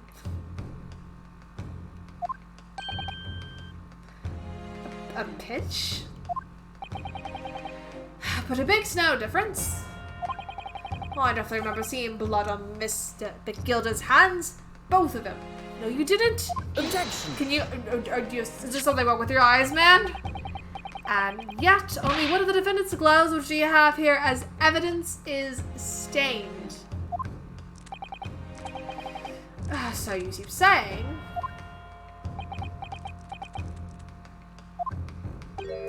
I wonder if I might be allowed to speak, sir? Go ahead, Mr. First. Well, the thing is, I think I remember seeing it myself, as it happens. Seeing what? The blood, sir, on the assailant's hands. I think, yes. I'm almost sure that it was on both of his hands, and not just one. What? What? This isn't helping. Why would you think that? Why would you even say that? The gloves only have blood on one hand. It would appear that we're going to need further testimony from all you witnesses. This time, I would like to know precisely what you did and what you did not see. Do I make myself perfectly clear? Yargs! Oh my. Mr. Naruhodo, this is good news. The course of the trial seems to have shifted slightly at last. Yes! I might finally have a chance to turn things around here. Okay. Here we go. What the witnesses really saw. Ooh, the music's faster. There's blood on both hands of the assailant. I sincerely and distinctly remember that. However, I suppose you might say that I didn't see the exact moment the stabbing transpired, if that matters. I remember seeing the knife, and I remember seeing both the attacker's hands with blood on them. Oh, I didn't actually see anything myself. No, not until I heard the scream. Anyway, the fact remains. There can't have been anyone else inside that carrot, or else we would have all seen. I really think someone was hiding in that, like, secret compartment area in there. Well, lo and behold. In truth, a fact, not one of you was witness to the crucial moment the crime was committed. Yeah, that's very important. You didn't actually witness it. I apologize, my lord, but honestly, there was no one else inside that carriage, and the man's hands were covered in blood. I think there was someone else in there. I can point out where exactly I think they were hiding.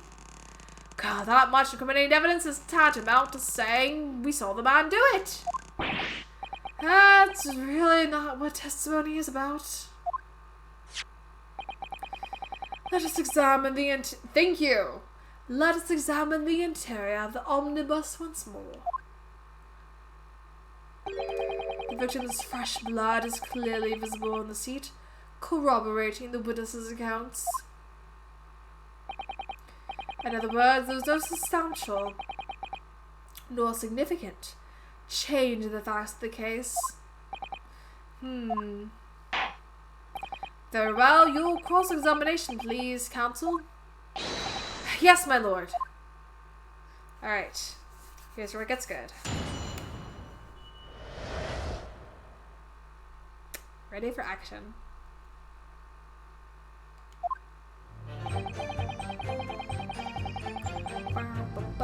Hold it! This music's so good! I love it. No, the evidence tells us otherwise. We have the gloves the defendant was wearing on the night in question in the court record.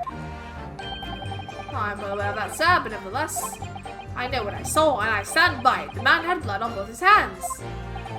He is defiant even in the face of hard evidence. He steadfastly refusing to admit that he might be mistaken about what he saw. Why? Your reasoning is dire. One hand or two, the salient point remains unchanged. Minutes after the grim crime, the victim's blood dripped guiltily from the accused's fingers.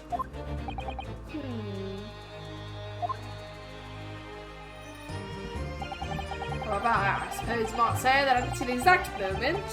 Hold it! Hold it. Don't try to downplay this. Whether or not you saw the exact moment of the crime is a matter of fundamental importance as well, you know. Oh, but for crying out loud, we all know that anyone else could have possibly have done it. It was just trying to save us all some time. You have a loan of 20 guineas outstanding with the defendant, do you not? Had you hoped to release yourself from a financial burden by ensuring the defendant was found guilty?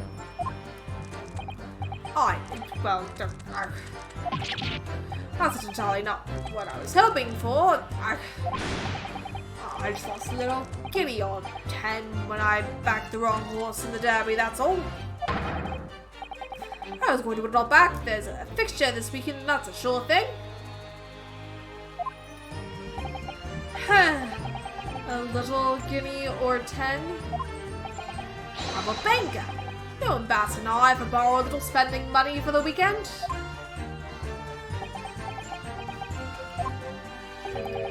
I think you may have revealed rather more about your character than you bargained for, sir. As witnesses' scruples are not on trial here. Proceed to the next witness. Is that really how it's supposed to work? I remember seeing the knife and I remember seeing both the attacker's hands with blood on them. Hold it! You definitely saw that too? Blood on both hands? Yes, sir. I mean, I know what you're going to say. Only one of Mr. McGilded's gloves has any sign of blood on it. That's right. The thing is, as far as I remember, sir, when I looked down on Mr. McGilded sitting beside the other fellow, I don't believe he was wearing any gloves, sir. He wasn't wearing these gloves? That's correct, sir. I saw the blood on one of his bare hands quite clearly. Oh, okay, that's a bit of a different detail. It's true that the dark colored stain on the dark leather gloves wouldn't have been easy to see. Maybe it was someone else's hands and not Mr. McGilded. Because Mr. McGilded said he got the stain out when he was like trying to help the man afterwards. I should point out that the police officer who apprehended the accused in the night in question reported there was no trace of blood on Mr. McGilded's gloved hands. There wasn't blood on his hands? This is puzzling indeed. This must be significant somehow, I'm sure of it.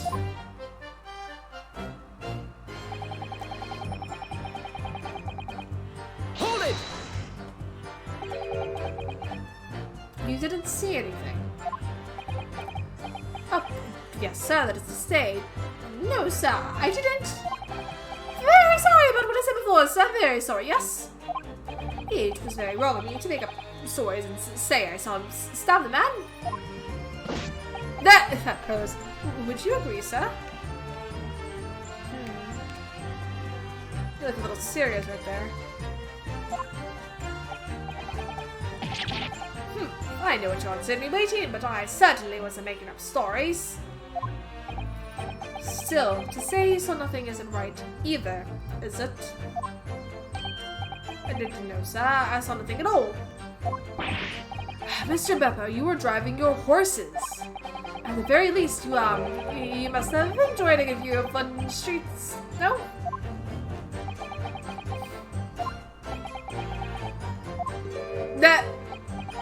Oh, please, you didn't even see that.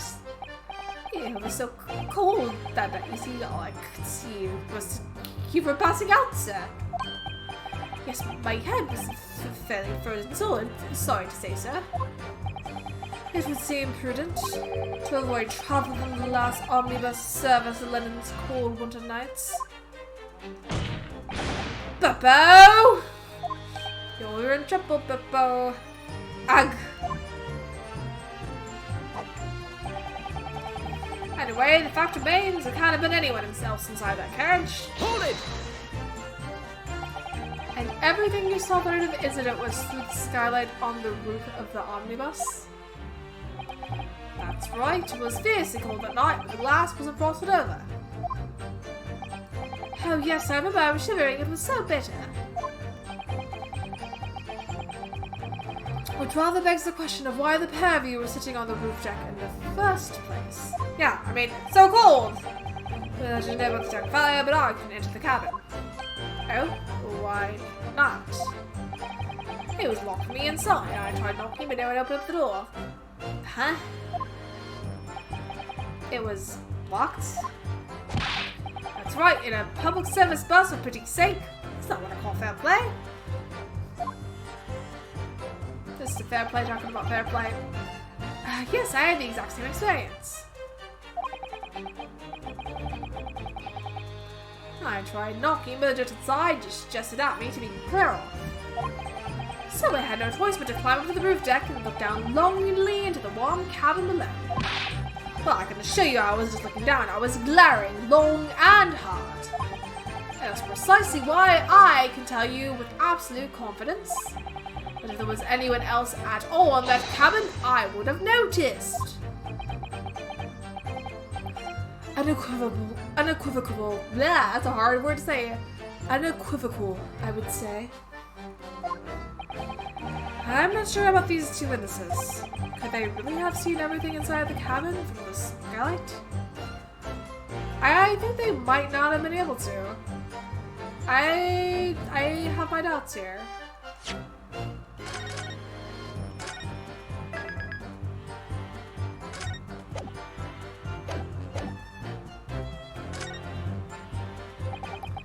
Allow me to confirm one thing, Mr. Fairplay. You're riding this omnibus and witnessed the events in the cabin through the skylight and the floor of the upper deck. Is that right? That's right, yes. In that case, there is a portion of the cabin interior that would have been out of sight from you. What? By golly, really? Obviously, at this stage, we can't say for sure. But the possibility cannot be denied that at the time of the incident, there could have been another passenger in the enclosed cabin of the omnibus. Objection! Enough hypothetical meandering, my Nipponese friend. The prosecution demands that you substantiate your claims. After all, the seat of the crime is here, in the flesh. Very well, I will uphold the prosecution's demand. You identify the area on this cross-sectional plan of the omnibus. I mean, I hate these point out the thing where the thing is, because I feel like it's hard to know sometimes. Where exactly in the omnibus are you suggesting that the potential extra passenger... Oh, okay. Where was that? If I remember correctly...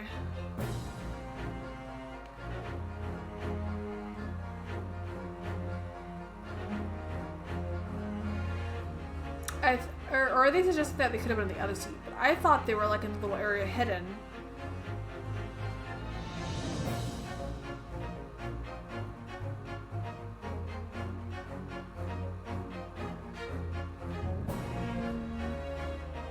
Take that!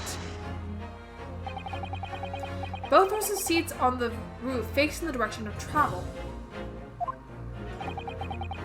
Whereas the seats in the enclosed cabin face each other. Oh yeah, because if you're facing one way, you wouldn't see over than like the other side. Which means the visible part of the cabin, which passengers on the roof deck can see through the skylight, is as I've drawn here. Ah.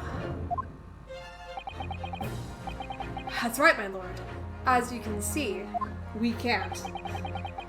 The seat opposite the one on which the victim and his attacker were sitting is obscured from view. In other words, if someone had been sitting on that seat,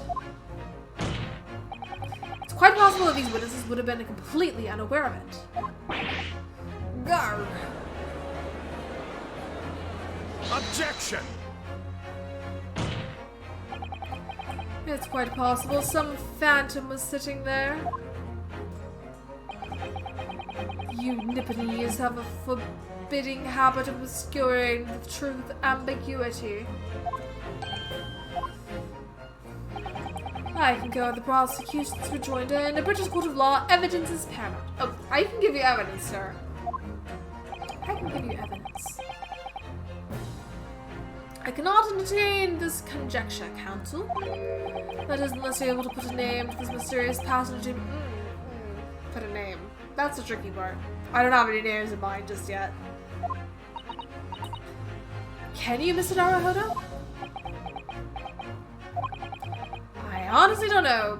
Who could it have been? Who could have been in the other seat, which was out of sight with what is on the roof deck? I do have an inkling. Let me save. I have an inkling. This is Splatoon now. Just throw a squid at him. That'll be your proof.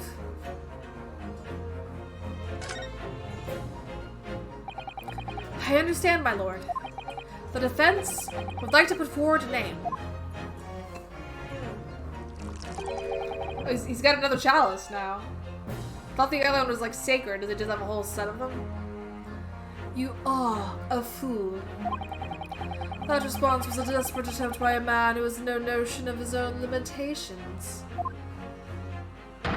A toast to hard lessons, not yet learnt. Let us not delay, counsel. The defense is still to name the passenger in the other seat. Alright, the slap, we're good. This could be it. This could be the chance I've been waiting for to turn the trial in my favor. On that night, on the night of the murder, the person occupying the seat in the omnibus cabin that was here with you. You know, this is a good question here. I want to like look at these descriptions for each person because I haven't actually read this yet. Sato, judicial assistant such a burden a study tour. She's the epitome of a refined Japanese lady and a huge help to me always. Male Strongheart. The Lord Chief Justice, who wields absolute authority in judicial matters, including the appointment of lawyers. He's a thoroughly intimidating man. Oh yeah, he's scary. Magnus McGilded.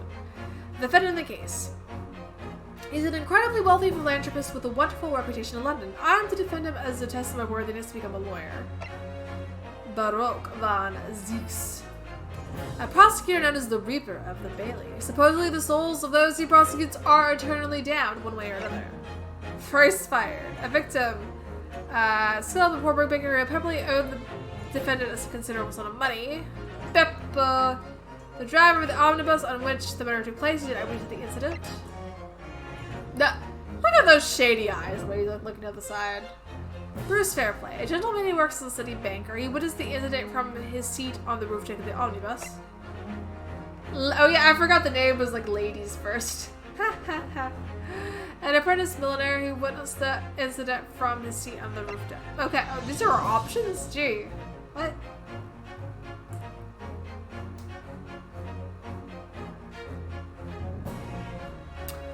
Oh, maybe it was McGilda that was obscured from you.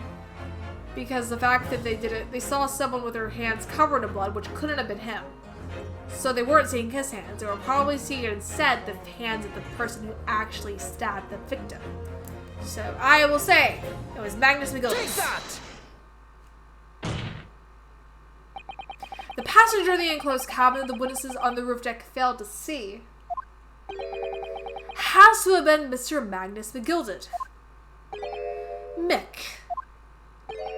Mr. McGilded? What are you talking about, counsel? That's the name of the defendant! I love being right. It's a good feeling.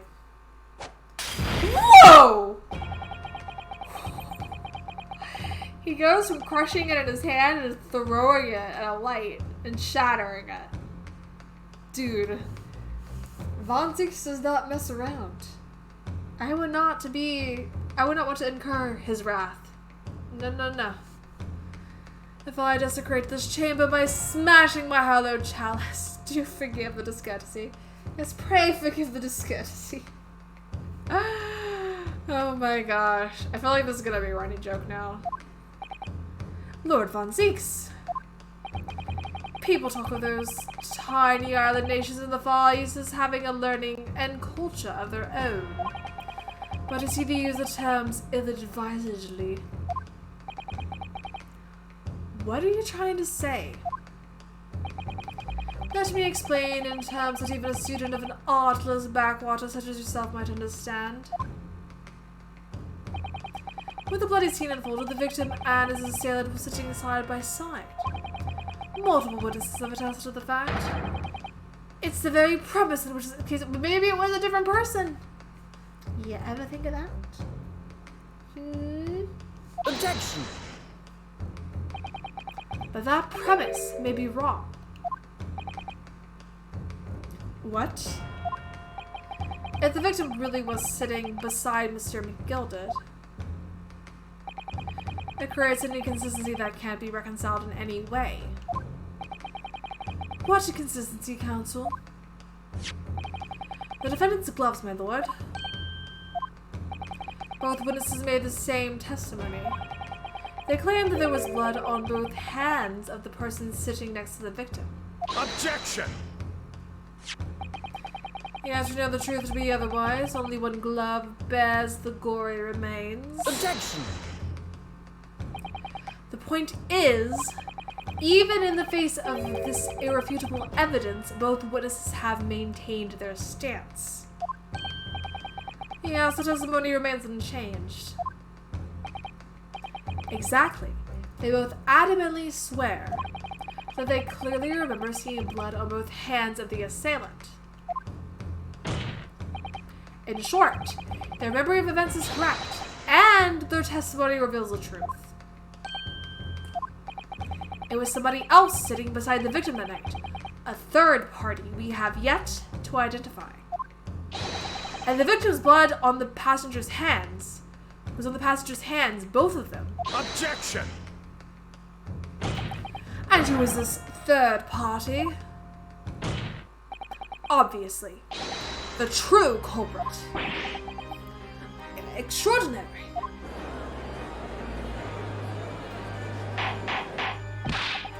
Order, order, order. What exactly are you postulating? Objection!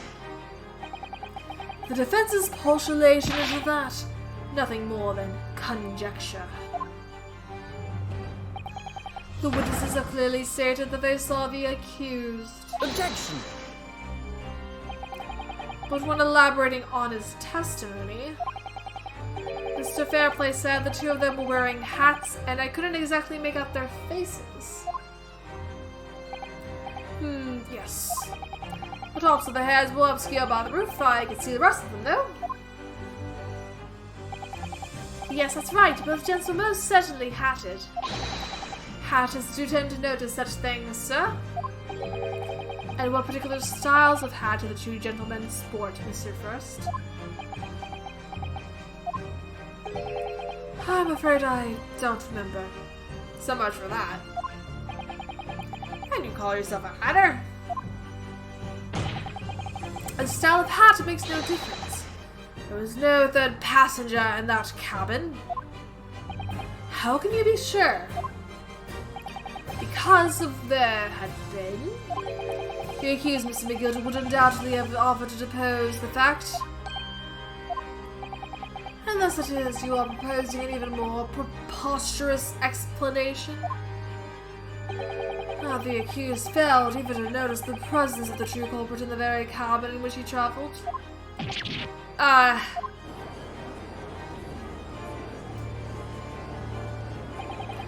He's right. If there was another person traveling in the enclosed cabin of the omnibus, it's inconceivable that Mr. McGilder would have been unaware of it. Order! There is clearly a simple solution to this problem. Bring the accused Mr. McGilder to the stand. Well, what do you say, counsel? The prosecution objects, my lord. On what grounds? As a suspect, he will have already made a full statement to the police. But what if there's some reason why he isn't able to speak freely? Magnus McGilder is no uneducated ruffian. If it is indeed turns out to be the man has been withholding information, you can be sure it will have been a most deliberate act. Counsel for the defense, what is your opinion? My lord, should we ask Mr. McGood to testify or not? Yeah, let's hear the man speak. Could be something we're missing. I guess we need to hear what he has to say in order to find out the truth. He's doing the hand raising again. Aw, honey. The defense would like to call Mr. McGill to the stand. In that case, I would like to hear the opinion of the jury. And here we go with that again. Yes, a little time to consider this. If you ask me, I think we should hear what Mr. McGilded has to say. What is wrong with you? Get the men out here, I say! It would be utterly illogical not to hear his testimony. When someone needs doing, get it done. That's how I run things up the guild. Hearing what the patron of my favorite little park has to say. Oh yes, that would be lovely. Yes, the jury says the man must be heard. Alright. Very well. The court will hear the defendant's testimony. Bailiff, show the defendant to the stand at once.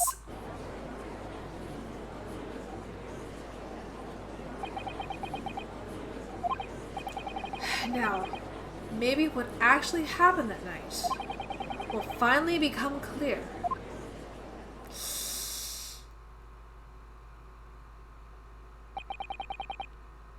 Okay. I think this is a good place to stop. So yeah.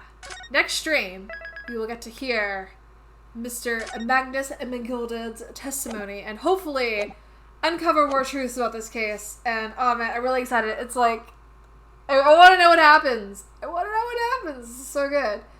Just, von Zieks, however you say it, is really cool, and this case is interesting, and man, I'm enjoying this. I'm just, I can't wait to play more. Anyway, you can see me play more next Tuesday/Thursday at 7:30 Eastern. So yeah, hope to see you all there. Thank you so much for hanging out. It's been cool. It's been fun. I've had some laughs. Hope you all have a good night. Farewell.